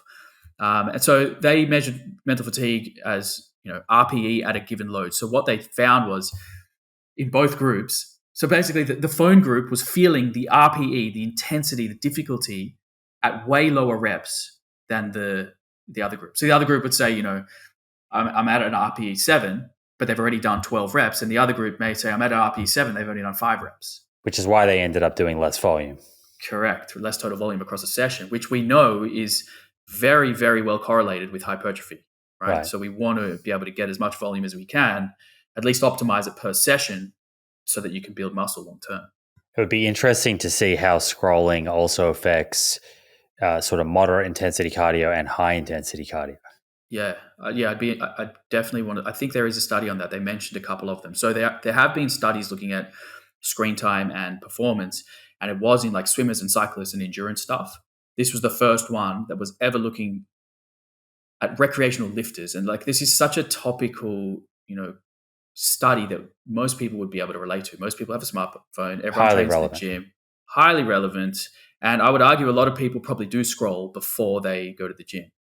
And I would just say to those people that if you can avoid your phone, at least for the 1 to 2 hours before going to the gym, and don't scroll, maybe listen to a podcast, listen to music, but don't scroll on social media, that it may actually improve your performance. And if you're going to the gym to build muscle and improve bone health and get all these benefits, then wouldn't you want to optimize the conditions for which you can then get those results? So to optimize the conditions, I would just say, practically speaking, avoid scrolling, try not to engage too much in those comments and go back and forth. And it is mentally fatiguing. And also think about what it's doing to the rest of your life. Like if it's that fatiguing and you're trying to be the best husband, son, whatever, what is that doing to your relationships? What is that doing to your work quality, your productivity? I mean, this wasn't looking at that directly, but I'm sort of extrapolating a little bit. But I just think, like, for me, I know that like my home is like a sacred space, right? I don't want to let any stranger, it's essentially like opening your phone first thing in the morning and going on social media. It's essentially like letting a stranger into your door to just share their opinion about a topic that may trigger you a little bit. You don't even get to talk back, and then they just leave. And then the next person comes in, and that's what scrolling is. You're just letting strangers into your house to like talk shit and then leave. Yeah, it's just they're dumping all their stuff on you, all their emotional baggage, and then you're gonna carry it. Especially in the morning when you're not equipped to deal with any of that. So for me, it's like get out the door early, see the sun, get into nature, swim, train. So then I'm ready to cope and deal with the world and whatever comes back at me. And then I can go and scroll on social media. Like, I'm not saying don't ever scroll. I'm just saying, like, maybe pick your timing a little bit better. Right. Build a little bit of resilience through the morning. Yeah, exactly. I mean, the other thing that they did say a potential mechanism was to do with adenosine. So, this was part of the discussion, but they think that you may be able to offset some of this mental fatigue with caffeine, right? To do with that adenosine pathway. So there are ways to probably mitigate it. I didn't want to say that off the bat because people have just been like, oh, sweet, just drink a coffee while we scroll and we're going to be fine. I would say probably do a few workouts, at least go for a week without scrolling and see how you feel. It's a new protocol. One shot of espresso for every 30 minutes on TikTok. Yeah, exactly.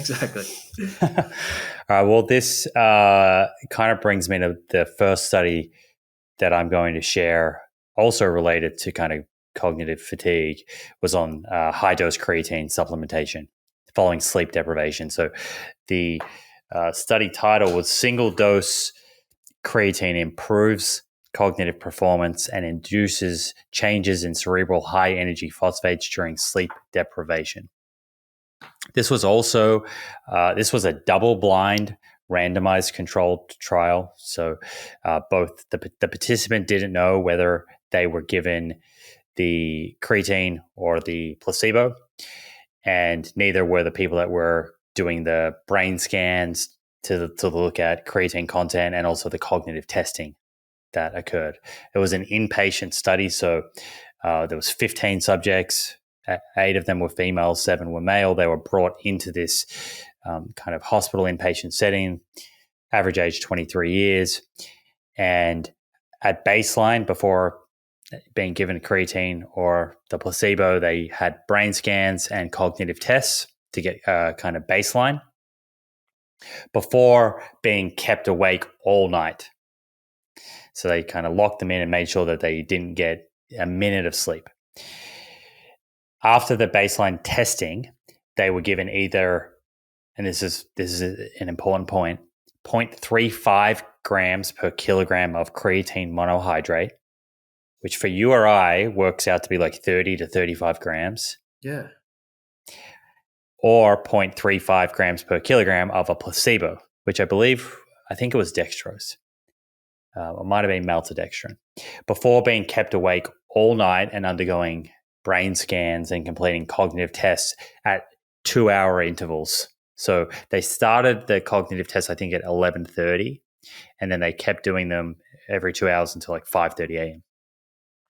So this is certainly a high dose of creatine.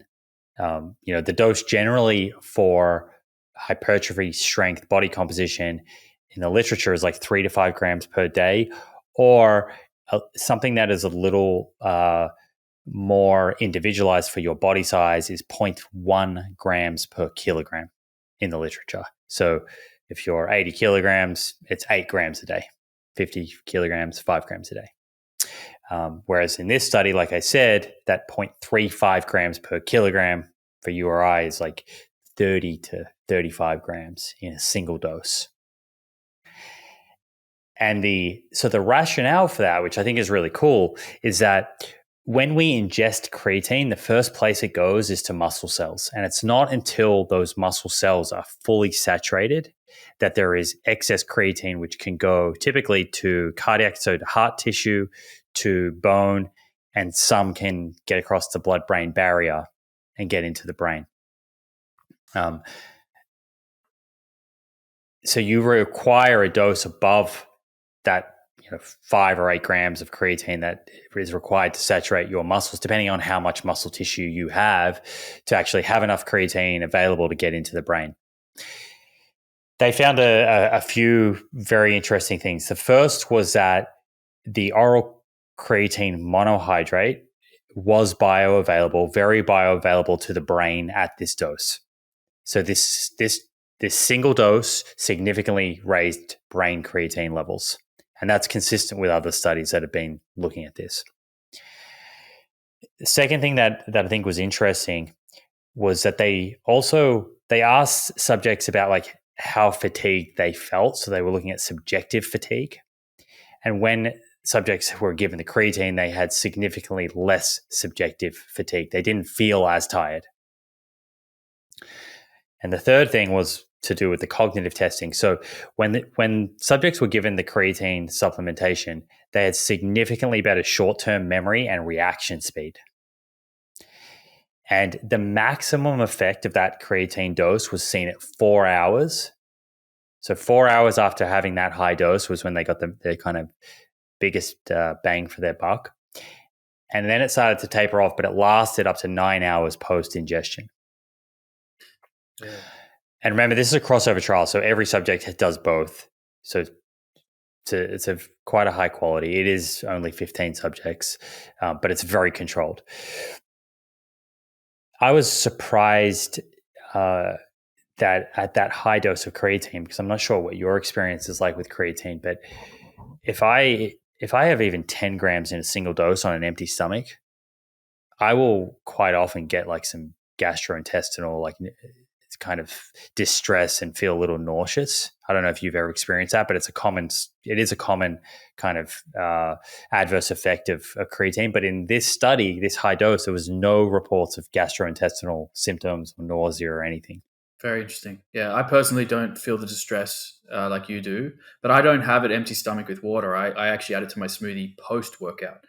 And I mean, the rationale for that was it's based on kind of old studies, but it's just a convenient way so that I don't forget to take it, but also that it's paired with carbohydrates and protein and potentially may shuttle those nutrients into muscle cells a little bit quicker and easier than if you take it on an empty stomach, especially. And again, this is massive speculation, but I always think, because I have diabetes and I don't produce insulin. So the only time that I have insulin working as a key to unlock the gateways to my cells is when I eat meals. So if I take creatine outside of mealtime, and I don't know if insulin is a shuttle for creatine, but I do know that studies have looked at whether you have it with carbohydrates, and the theory is that carbohydrates, cause insulin to be released by the pancreas, and that can help get nutrients into cells. So I just tend to have it with meals. I don't know if having it on an empty stomach would cause more distress. I'm assuming this group of people had it just with straight water. Yeah, I believe they did. When I have it with food, I don't get those GI symptoms. But typically, if I was to have a high dose like that, I would personally, and this would be going away from the study protocol, so it may not work as well, but I would probably split that dose up. But I just recorded a solo episode on creatine, actually, and I did come across some research suggesting, and this was brought up around endurance athletes, actually, and high intensity athletes that do high intensity work, that creatine in combination with carbohydrates, there's some evidence that it can result in quicker replenishment of glycogen and also help increase the amount of glycogen that you can actually store, which could be beneficial for particularly for an endurance athlete that has like sort of periods where they're doing high intensity surges. Right. And also, I guess the question is, if you are taking creatine for the strength and hypertrophy benefits, and you're working out once every 24 hours, there's no urgency to replenish those stores. You've got 24 hours to replenish before you go to the gym the next day. But in this study, it seems like they're looking at that high dose in one big hit because they're trying to essentially like kind of flood the brain with more creatine. Whilst if you drip feed that over 24 hours, you're not going to see the effect straight away. So, yeah, I mean, it's an interesting design. The other really, I think, critical thing to point out here is that there's a lot of people online talking about taking creatine high dose for cognition, right? But there is actually very little evidence that creatine improves cognition in a healthy person who doesn't have a stressed brain. And so like, I think it's very important to underscore that this is in a state of sleep deprivation. This is a huge acute stressor on the brain, right? And there is quite a bit of evidence suggesting that in a healthy brain, neurons or astrocytes produce creatine, and they produce all the creatine that the brain needs. So it's probably only in a stressed brain, whether it's acute from something like sleep deprivation, or there are researchers suggesting that maybe even that following like a concussion or a traumatic brain injury, or chronic conditions like depression or Alzheimer's, potentially. There are researchers looking at that, where the brain is under chronic stress, that in those kind of contexts, this high dose creatine supplementation will result in creatine crossing the blood-brain barrier. But ordinarily, your astrocytes, these cells in your brain, are producing all the creatine that your brain requires. And there's a very interesting piece of evidence that speaks to this, where they took omnivores and vegetarians and looked at creatine levels in their brain. Because you might assume that omnivores have higher levels of brain creatine, right? Because they do have higher levels of muscle creatine. Right, because they're consuming some degree of creatine in their food, whilst vegetarians are probably not. Right. But in actual fact, and I'll put this into the show notes, the brain creatine levels of omnivores and vegetarians are not different. Wow, okay. And that is probably because, coming back to what I said earlier, the first 5 to 10 grams of creatine in your diet, where does that go? It goes to muscle tissue, and you're not getting more than 5 or 10 grams per day of creatine in an omnivorous diet. In fact, just to get 5 grams of creatine a day, I put this into the episode, you have to consume an obscene amount of red meat and fish and chicken that no one in their right mind would get to, except for Paul Saladino. But even Paul Saladino supplements with creatine monohydrate. Right. Yeah. Which I included in that episode. But I guess take home point here being that if you have a night where you're getting, very minimal or no sleep, then you could use a high dose creatine monohydrate at 0.35 grams per kilogram to improve your cognition in that next day if you have some type of important meeting or podcast or something that's going to be cognitively demanding. Yeah, I mean, I wonder if, like, obviously it can be an acute therapeutic dose, like as like a sort of a one-off, as you just mentioned. But I wonder if that same dose taken chronically, if the baseline conditions are somebody who's very stressed and who is dealing with a lot of mental stress and other things, if that would have a therapeutic benefit going forward. But obviously we can't extrapolate from this study because it was probably just one night of sleep deprivation. But I wonder if like there are people who would actually benefit from higher doses more frequently. Maybe not 0.35, but in the sports science literature, the highest dose that's sort of recommended is 20 grams a day, split across 5 different intakes. I wonder if even that would have some therapeutic benefit. This episode is proudly brought to you by 38 Terra.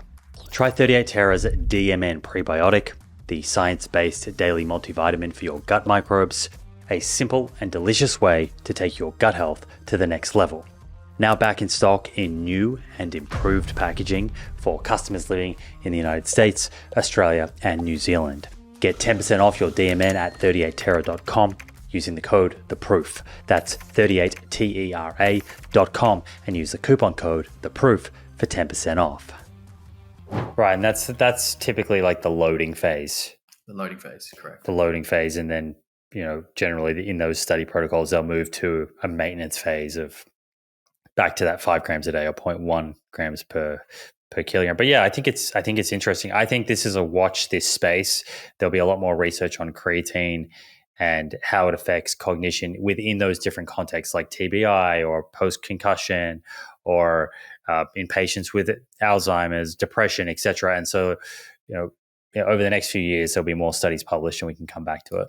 So, is the idea that night of sleep deprivation impacts the brain's ability to create its own creatine and synthesize it from those neurons that you were mentioning, to the point where the supplementation is pretty much the fast track to like replenish brain stores? Like, what is the mechanism behind the depletion of brain creatine from a sleepless night? That's a good question. I'm not sure whether it's that there is a depletion or that the brain requires more creatine, has kind of increased energy requirements after sleep to kind of make up for all the things that didn't occur. And with the increased energy requirement, if you can kind of push a super physiological level of creatine in the brain, you can theoretically, what creatine's helping you do is synthesize more ATP. Right.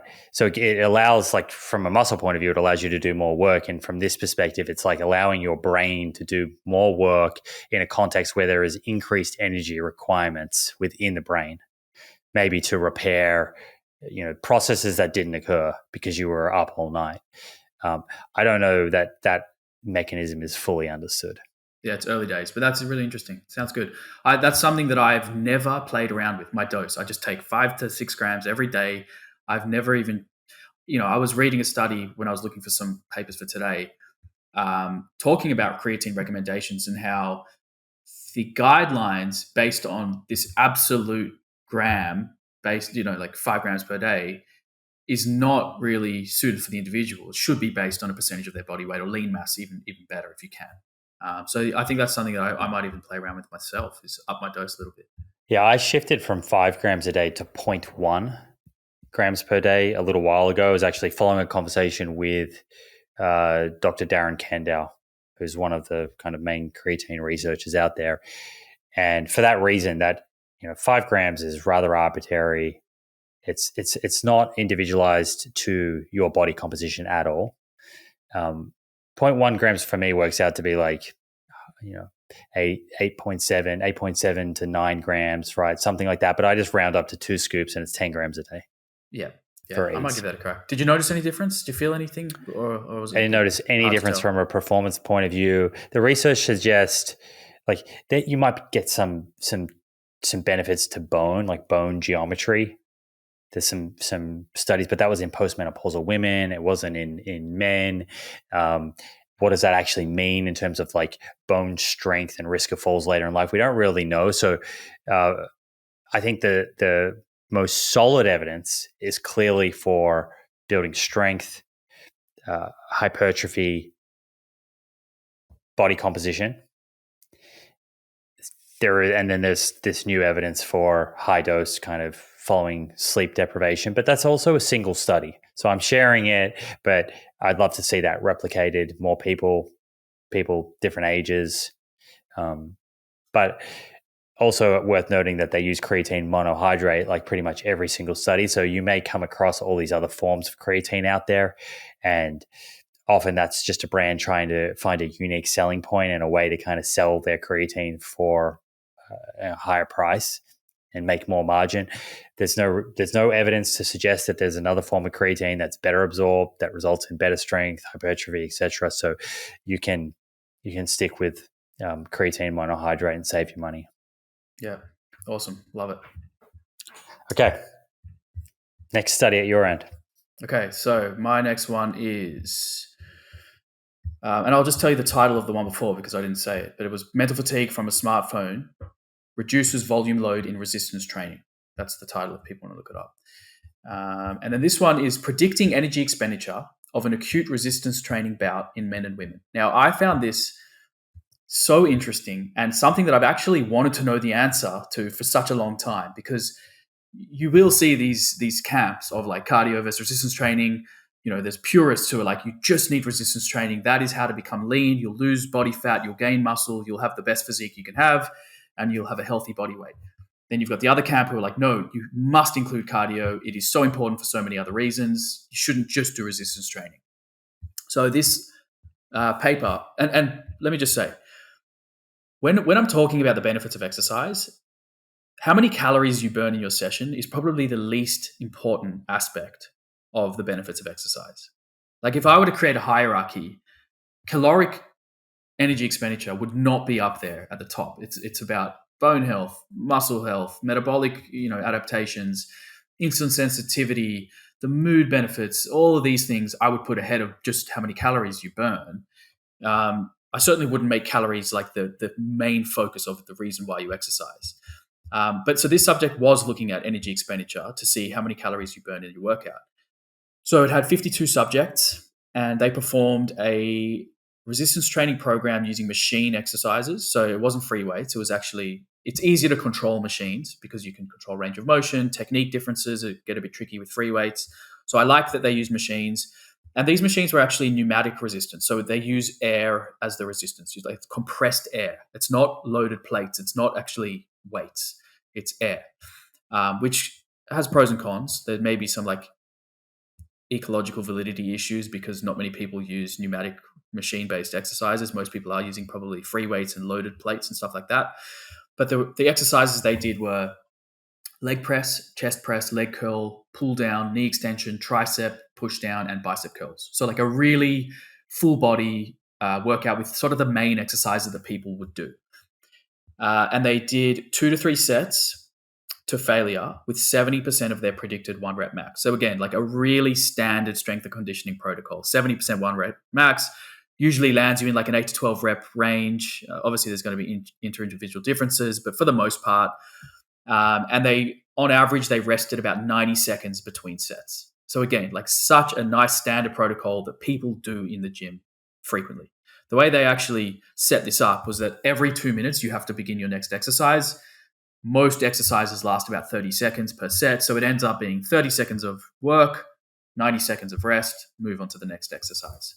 They do 2 to 3 sets to failure. If they couldn't get 8 reps, they didn't do a third set. So they always did 2 sets, but if they got more than 8 on their second set, they would do a third set.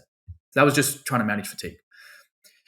So anyway, they did testing beforehand to see people's rep maxes, and then they used a metabolic cart, which you'd be familiar with in sort of VO2 testing, where they are seeing respiratory exchange. So it's basically mask is on, you're doing your workout, you're breathing gas exchange, and they're calculating energy expenditure, they're calculating resting metabolic rate, and they do this during the workout. So 30 minutes before it and during the workout, which is quite interesting. And what they were looking at was the excess calorie expenditure, not the total, because they take into account that for that hour that you're in the gym, the body is going to be burning a baseline amount of calories. They're looking at what is the excess, how many extra on top of baseline. And they also did a sub-analysis of just about 9 subjects who, if you've heard of EPOC, obviously the EPOC effect that people talk about a lot. They also did a sub-analysis, which we'll get to in a second, which I'm glad they did. So the results of the study, they found that men burnt 2 times the amount of calories in the workout than females, right? In absolute However, number, in an correct. absolute amount. Exactly. But when controlled for lean mass, very similar. Roughly 2.8 calories per pound of lean mass for men and 2.4 for women. So very, very close. That but makes in sense. absolute, yeah, exactly. Just a bigger body, a bigger machine. That's what's going to happen. But I'm interested to hear, before I tell you the results, how many calories above baseline do you think these subjects burnt during their resistance training session? As I mentioned, it was about, let's call it roughly an hour in the gym, 2 to 3 sets for all those exercises, 90 seconds rest. How many calories would you burn lifting weights? 300. It's quite a good guess. So it's going to depend on a number of factors. Previous studies have looked at high volume sessions, and volume we've spoken about, sets times reps times load. High volume workouts for men can burn about 300 to 500, depending on technique things. So like really to understand volume load, you also have to understand range of motion, because you can do 3 sets of 10 to a half squat, 3 sets of 10 to a full squat. The total work done is bigger when you do a larger range of motion. Okay, but we'll leave that out for a second. In this study, men burnt 161 calories above baseline and women 87. Total above baseline. 87 calories for a woman doing all of the 8 exercises, 2 to 3 sets, So already it's like, wow, that's actually quite low. Like I was surprised at how low it was, because I know for even myself, I've convinced myself that I'm burning a lot of calories in the gym, but maybe we're not. Then they looked at EPOC, this excess post-oxygen consumption. So it's the idea is that after your workout, your body is trying to restore homeostasis and bring everything back to baseline, and there's an energy cost to doing that. So your heart rate, your temperature, the metabolites and the substrates that were built up during your workout, you've got to bring them back down to baseline. So I was looking at the effect of EPOC. How many excess calories do you think could be attributed to the EPOC effect? So this is the 30 minutes after the workout, because after 30 minutes, they found that they went back to baseline. The EPOC effect was almost done. I mean, in other studies, the EPOC effect can last 24 to 72 hours, depending on the workout. But for this particular workout, which is something that I think a lot of people would do a workout just like this, the EPOC effect was only about 30 minutes. How many calories did they burn 10 after their workout? Yeah, 8 to 10. 7 to 8. 7 to 8 calories. So like you will hear people saying, like the benefits of resistance training is that you get this calorie burn after you're done. And yeah, EPOC is real. It's a real effect. But the magnitude of effect is so small, and the meaningfulness in terms of, burning body fat is so little. Equivalent to eating a jelly bean, something like that. Exactly. Like it's so easy it's so hard to burn 300 calories in a workout. So easy to eat 300 calories if you're just a little heavy on the olive oil, or you take an extra scoop of peanut butter. Like it can just go down so easily. Well, the other thing that kind of comes to mind, and I'm not sure how relevant this is here, but so I think you said, was it around 150 calories for a man? For men. Yeah. Right. Well, Herman Ponce's research kind of comes to mind here. And for this, they would need to continue to track energy expenditure over the next 24-hour period. But at least in his work, he believes that through the constrained energy model, that the body will even compensate later on to expend less energy. So even though there's 160 calories they're picking up during that workout, it is quite possible. There is some research to suggest that over that 24-hour period, the body sort of dials down metabolism in other places such that net 160 calories extra burned is even smaller across the 24-hour period. Yeah, that's exactly right. That's an important point. Another important point is this is just talking about this style of workout. Okay, so it's just like a traditional straight sets programming. There are other forms of resistance training where you could see way more calories burned and a larger EPOC effect. So if you're doing supersets, if you're not resting 90 seconds, if you're doing antagonistic training. So like pushing, superset by pulling, then you go to your legs, then your core, push, pull, legs, core. Think about CrossFit, think about F45, like those kinds of styles of training. You're burning way more calories because obviously the heart rate's elevated. There's, you're sweating more, breathing more, like all of your metabolic processes are ramped up. So this is just talking about this specific style of straight sets, how a lot of people do train. So what I found interesting was the comparison between an aerobic workout, so doing like sort of a dedicated cardiovascular workout, compared to resistance training when it comes to how many calories you expend during the workout. And I know Herman Pons's very interesting research around sort of, is it the constrained energy model where you basically save resources and over the course of 24 hours, you may end up sort of like ending up back at baseline in terms of total calorie expended. But some of the research in the exercise physiology world does show that even though you do compensate, you never quite fully compensate for all calories. You still will create a net deficit. So if you look at the calories burnt during aerobic exercise, if you take the average, let's say a person who weighs 68 kilos, they burn about 100 calories jogging 1.6 kilometers on flat ground. Okay. That takes 10 minutes. That's roughly 10 minutes or 10 calories per minute. Okay. So going for a 1 mile or a 1.6 kilometer run, on average, if you're about 68 kilos, you're going to burn 100 calories.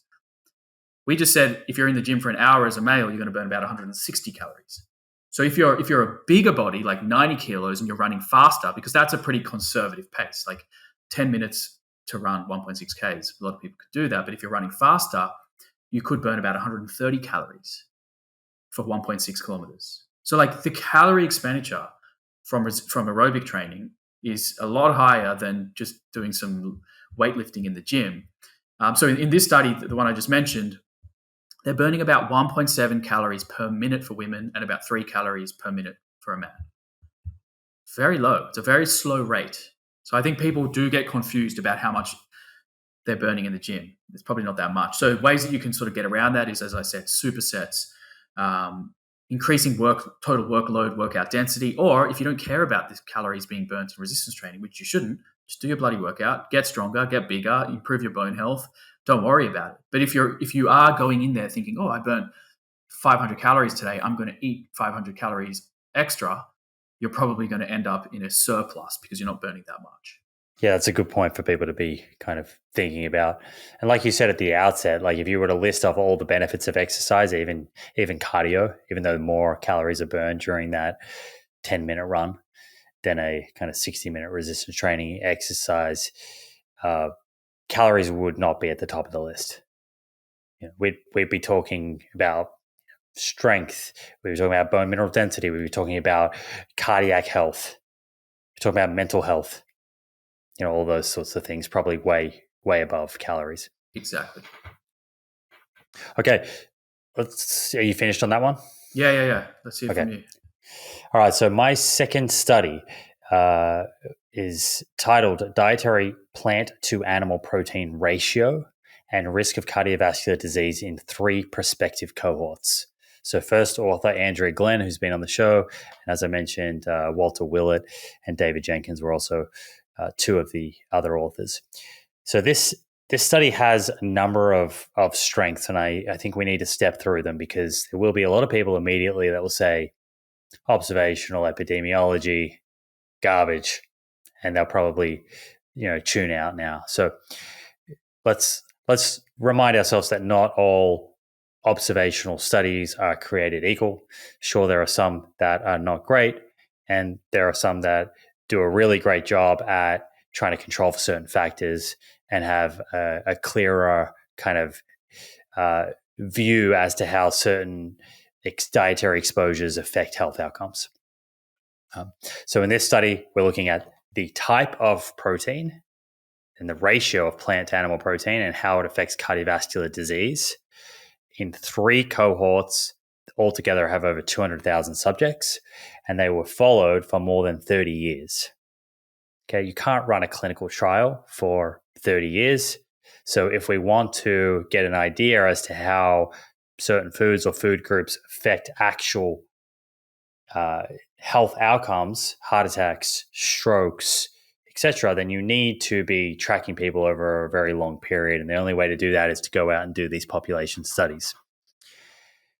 Now, people often say, well, these studies are not that reliable because how accurately are people actually describing what they eat? People are very bad at remembering what they ate. What did you eat yesterday, etc. And there is some truth to that. It is actually a little bit difficult to remember exactly what you ate 7 days ago. If I asked you right now, and you're probably part of the minority here, Drew, who is very dialed in with what they eat, and you eat a lot of the same, not necessarily the exact same, but you probably have a little bit of a formula, so you can probably get pretty close. But you wouldn't get it exact. So how do we kind of get around that? Well, firstly, you develop a food frequency questionnaire, a tool that is validated against weighed food records. So what we would do before actually just going out and giving 200,000 people a food frequency questionnaire, and we have no idea as to whether that's going to accurately tell us about what they ate, you would take a subset of people and you would get them to eat for a week, record their food.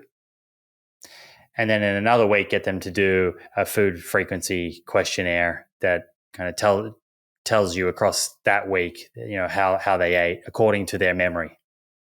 And you would compare these two things. So does the weighed food record correlate to the dietary survey? And if there is high correlation, then you know that using this tool is giving you a good idea as to what this person's dietary pattern is. It doesn't have to be specific. It just has to be, in the general sense, giving you a good idea to their dietary pattern. I think a lot of people think, sorry to interrupt, but a lot of people think these questionnaires are done like, hey, pick up the phone, they call you and they're like, did you eat red meat last week? Yes. Did you eat refined sugar? Yep. And then it's like over, but there's not really attention to detail. But of course there is. Like, they have systems in place to ensure that they can get it as close as possible to as accurate as possible. Yeah, like the scientists are actually interested in testing their hypotheses, right? So it's in their interest to get as clean and accurate data as possible here. Now, this was a 30-year study, so imagine you only did a questionnaire at the beginning and you just assume that's how someone ate for 30 years. Well, that's not going to be that great because a bunch of people probably changed the way they were eating. How did the researchers get around that? Well, every 4 years they repeated this validated questionnaire so they could see how people's diets were changing, if they were at all.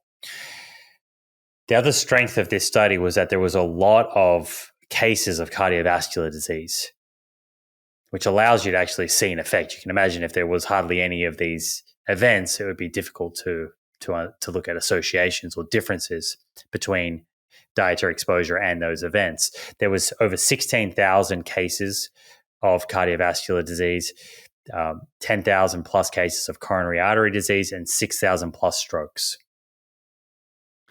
So what did the researchers find? All other things being equal, so controlling for education and income and healthcare and all these other different factors, more plant protein and less animal protein significantly lowered risk of cardiovascular disease. And that risk was really driven by a lowering in risk of coronary artery disease, not from stroke. Okay, so it was mostly a lowering in risk of having a heart attack. Now, that finding is not surprising. That's been consistent. That's been replicated all across the world, many different cohorts, Caucasians, Asians, that when people are eating more plant protein and less animal protein, they have lower risk of cardiovascular disease. It's really not controversial among academics until you hop online and sort of get into the keto, low-carb communities. The interesting addition to this study, where they went that other studies kind of haven't gone, is they were looking at the optimal plant to animal protein ratio that was associated with the greatest reduction in risk of coronary artery disease. And then also, as I mentioned earlier, whether that risk reduction was different in the context of a low protein diet and a high protein diet. What do you think that they found? So let me tell you the ratio. First off, the ratio of kind of 1.7 or 1.8 grams of plant protein for every 1 gram of animal protein resulted in the greatest risk reduction of coronary artery disease. And it could be that increasing plant protein even more and dialing animal protein down even more resulted in more improvement because the line was still going down, but the data kind of ended there. There wasn't enough people eating more plant protein than that. So just was it 1.8 grams of protein or of the source of protein? So like 1.8 grams of plant protein for every 1 gram of animal protein. Okay, interesting. So 1.8 to 1 kind of ratio. Right. And then they split them up into low protein and high protein based on body weight. So then they said, okay, if that's the ratio of plant to animal, is the risk reduction the same in the context of people that are just eating lower overall protein versus high overall protein? This one's tricky, and my brain's going to a few places here. I think you're going to see.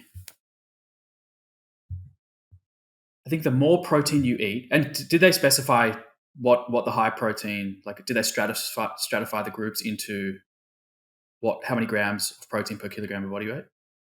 They split it up into, I think, deciles. So yeah, yes. Because I'm thinking like compared to the recommendations of which are low, 0.8 grams of protein per kilo of body weight. They did it as a percentage. So actually let me give you that information. The low protein group was 15% of calories from protein. Got you. Okay. And the high protein group was 20% of calories from protein. Okay. I think the more protein you eat, you're going to see a bit better effect if you eat predominantly plant protein. Whilst at lower protein intakes, I think you won't see the same effect. It won't be as strong. That's my guess. Because I could be I could be wrong. In both contexts, so whether it was you were getting 15% of your calories from protein or 20%, in both contexts, there was a risk reduction when you were getting that higher ratio of plant protein to animal protein. But you had a greater risk reduction when you were getting more total calories from protein. So I've got the chart here. Let me just tell you the differences in risk reduction. So, and this is for coronary artery disease.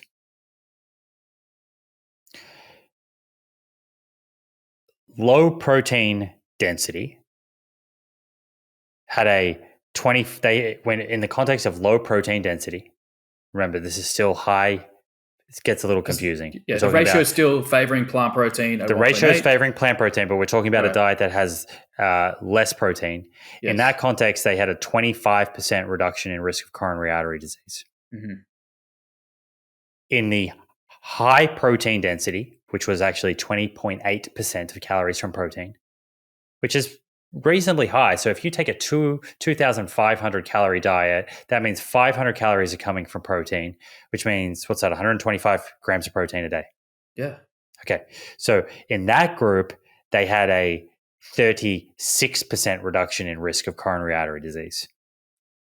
So the low protein, even if it was favoring plant protein, still did better than someone who had a higher animal protein diet.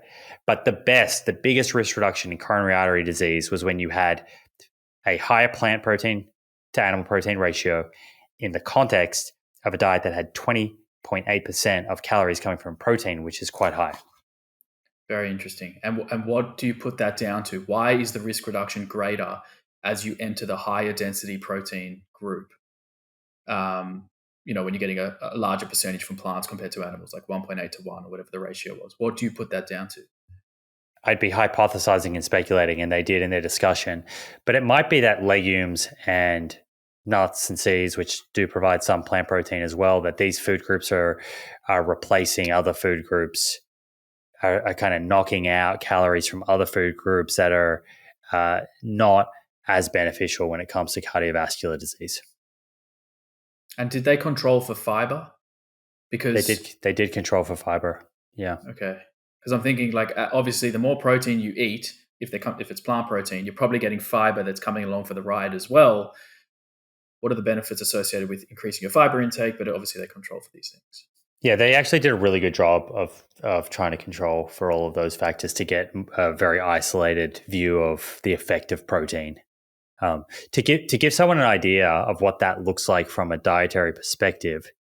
So we just said there for 2,500 calories, that was 125 grams of total protein. And if you take that ratio of kind of 1.8 to 1 for plant to animal, that would be 80 grams of protein coming from plants and 45 grams coming from animal protein. And as I said, it's not that more protein coming from plants wouldn't result in a greater risk reduction or the same. It's just that the data kind of peters out there because you don't have enough people in the population that are doing that.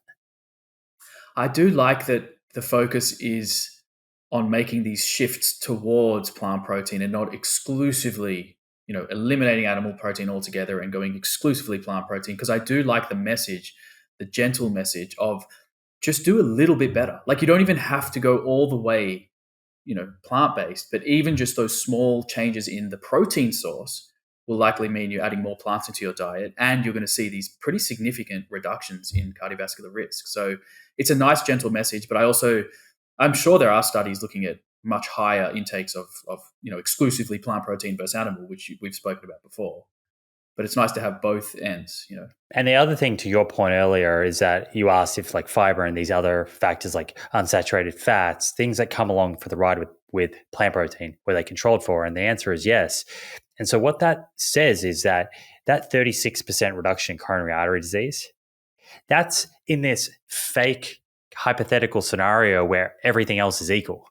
But actually, when you make those choices of like eating less red meat, and they did a substitution analysis and looked at what type of animal protein was driving the risk. So like what was the best substitution? And it was swapping out red and processed meat for nuts and legumes, if I recall correctly. But actually, in real life, when you make that change, it's not all else is equal. You increase your plant protein, but you are increasing your fiber. You do increase phytonutrients. You increase these unsaturated fats. So that risk reduction is, arguably much greater than 36%. So that's worth keeping in mind. And there was an editorial piece that was written after this paper was published by Francis Mariotti, who is I believe he's French. He's published a lot of studies on protein and editorials on plant versus animal protein. And his conclusion was that this would imply that the focus should therefore be on more protein-dense plant foods, which is traditionally obtained using legumes. And to your point that you just made, this idea of it not needing to be all or nothing kind of ties back to Christopher Gardner has this concept of the protein flip. And right now, like the average American gets 75% of their protein is coming from animal sources. Just 25% comes from plant. And if you could flip that, you can still eat some animal protein, but you're going to get huge improvements in these, really important biomarkers, blood pressure and your metabolic biomarkers, blood lipids, etc., and these risk reductions in these chronic diseases that are affecting a lot of the population. And it's probably worth noting that if you do this protein flip, there is pretty good research that in terms of muscle mass and bone health, that there's really no significant difference at all between plant and animal protein if you hit your protein target of, everyone's a bit different, but I tend to go for about 1.2 to 1.6 grams of protein per kilo. But for people who are thinking, well, that's great to flip my protein and get a cardiovascular benefit, but what about my performance? What about my muscles? What about my physique? Well, there's plenty of good evidence showing that actually you don't need to worry about that if you hit your total protein requirements from a diversity of sources. Like it's not an issue. It really is not an issue, in my opinion. Yeah, and this is another piece of evidence that I believe supports a higher protein plant-based dietary pattern, which is not always advocated for by many doctors in the plant-based space. And there's been, some fear generated around protein. Does it increase risk of cancer? And, more and more research is coming out to suggest that plant-based diets lead to better health outcomes when they are more protein dense, and they contain a good amount of unsaturated fats. So I think the days of like low protein, low total fat vegan diets, I think it's hard with all of the data that exists now to kind of argue that position. Yeah, protein has made a massive comeback. I think it's even going in the opposite direction now and maybe exceeding what the science is really telling us. And I think people are taking it too far. I don't think there's probably any good evidence of a ceiling for your protein intake, but I would say that the evidence points towards somewhat moderate, like 1.2 to 1.6 for a recreational lifter who wants to optimize muscle and bone health. Would you agree with that? That that's like the sweet spot, and that taking it to the 2.4, 3 grams per kilo is just potentially a bit of overkill? Yeah, and that's, I mean, there'll be people listening that are maybe part of like bodybuilding subset of the population where they're in severe calorie deficits and they're trying to hold on to every morsel of muscle tissue, but that's a different population. I think, typically speaking, I think if it gets to a point where you just keep ramping up protein and it's coming at the expense of other important nutrients like essential fats, right? Or some, unrefined carbohydrate rich foods that contain different vitamins and minerals. No, that's a good point. Mate, that's an interesting study. I haven't seen those studies looking at those sorts of health outcomes. I've been focusing on the ones that are more about like the anthropometrics and body composition and stuff like that. So that is very interesting. That's because you're a bro. Okay, so such a bro. All right, just quickly, because we're approaching 2 hours, I just wanted to remind everyone that the Living Proof Challenge, which is kind of evergreen, people can get in and get involved anytime, but we did run a kind of cohort in January last year. I wanted to remind people that this challenge is available again in 2025. The challenge is really for anyone that's just looking to optimize for good long-term health. And to go a little layer deeper, what we started this episode with, it's for people wanting to optimize for life fulfillment, to kind of do more of the things, whatever they are, that make them happy over the course of their life. And in order to do that stuff, generally you need your health and you need to be feeling vital and great. And that's what we're trying to do. So this was a really successful challenge in its first year in 2024. The premise is very simple. We've spoken about it before, but there are things that we can measure that are key indicators of our health, of our arteries, our liver, our metabolic health, musculoskeletal, psychological well-being. We can measure those, acts as a window into our long-term risk. So we get people to measure 10 things, called the 10 truths. They can put them in, get a longevity score. They can into the calculator and get a longevity score before going through a very science-based, evidence-based challenge. And then at the end of the challenge, retesting those important biomarkers, getting a new longevity score and seeing improvements. And, we had thousands of people go through it last year.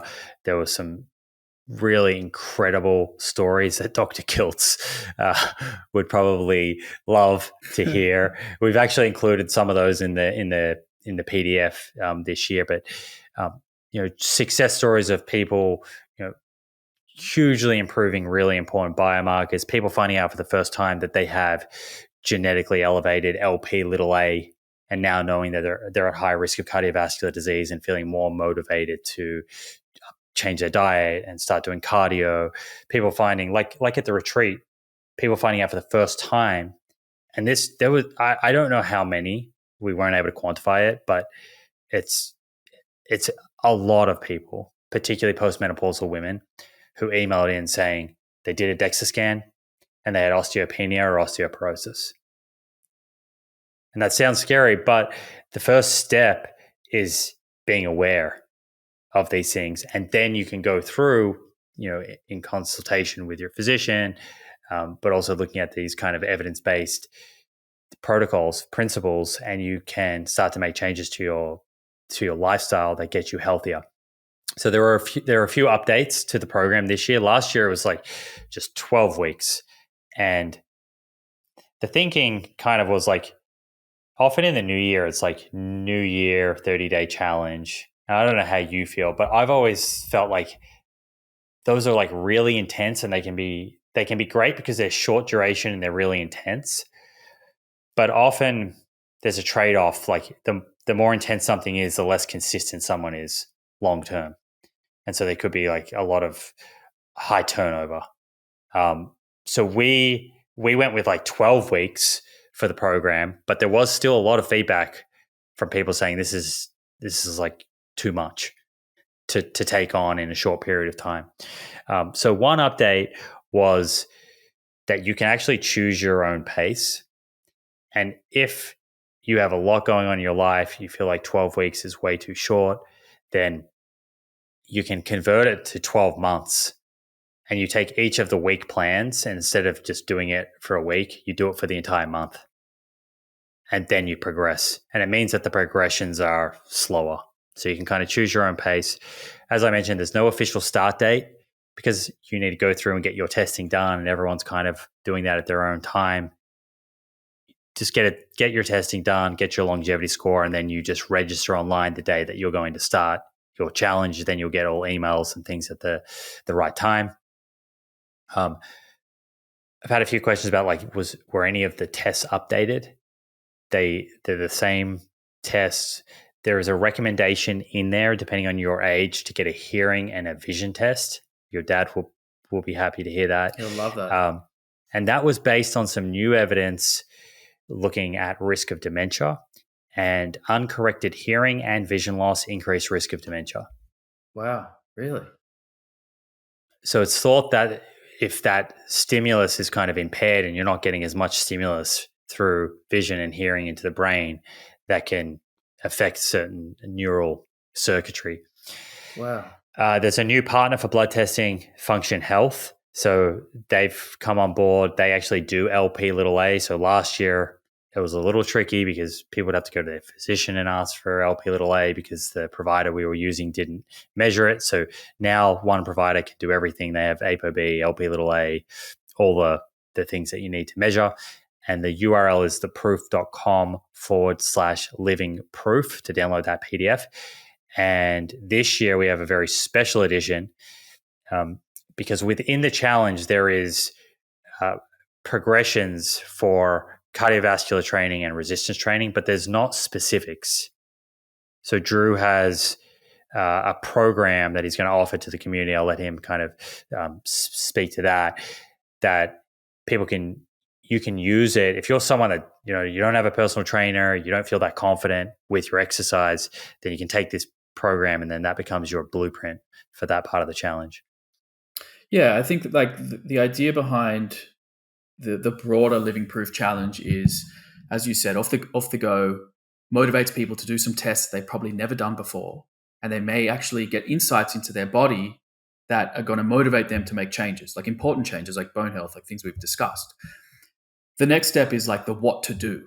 Again, the program high level, it tells you the what to do. It tells you the steps to take.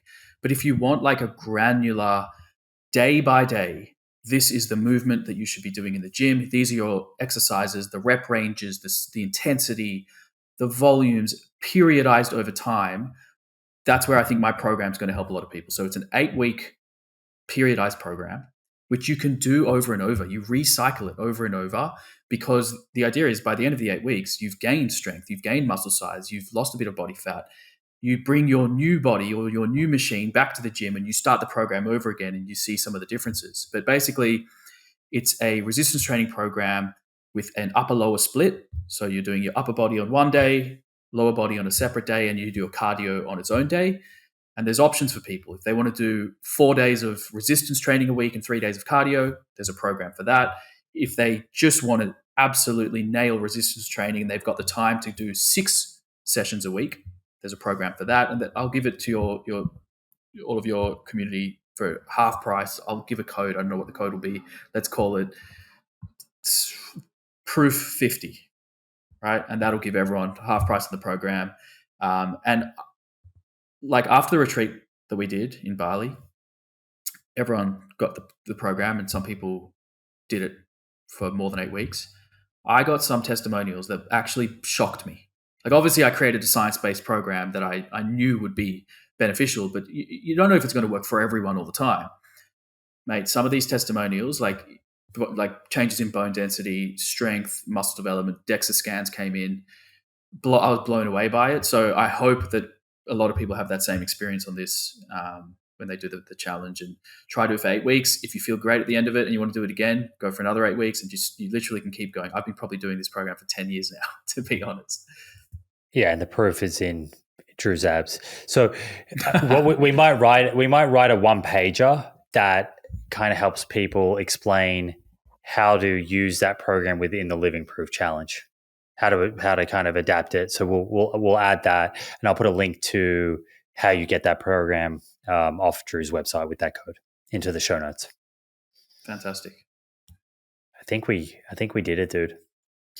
We got through a lot, man. I think we did it. I felt a little rusty because we haven't done this in a while, but you know what? This is also our first time doing it remotely, and for me, can't compare. But it did save us. We probably would have got the giggles a few times if we were in the same room. So, well, we did. We actually had the giggles before we hit record today. So somehow we avoided those.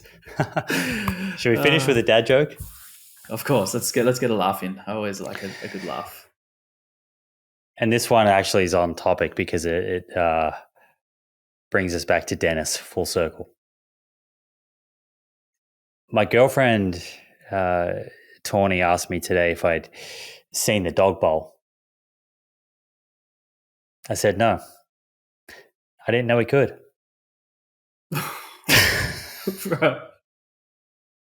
That is the daddest dad joke ever. Oh my goodness. All right, bro. Well, thank you for that. I'm sure someone's laughing somewhere. How do you know when a joke becomes a dad joke? Is this a joke? Is this a dad joke? When it becomes apparent.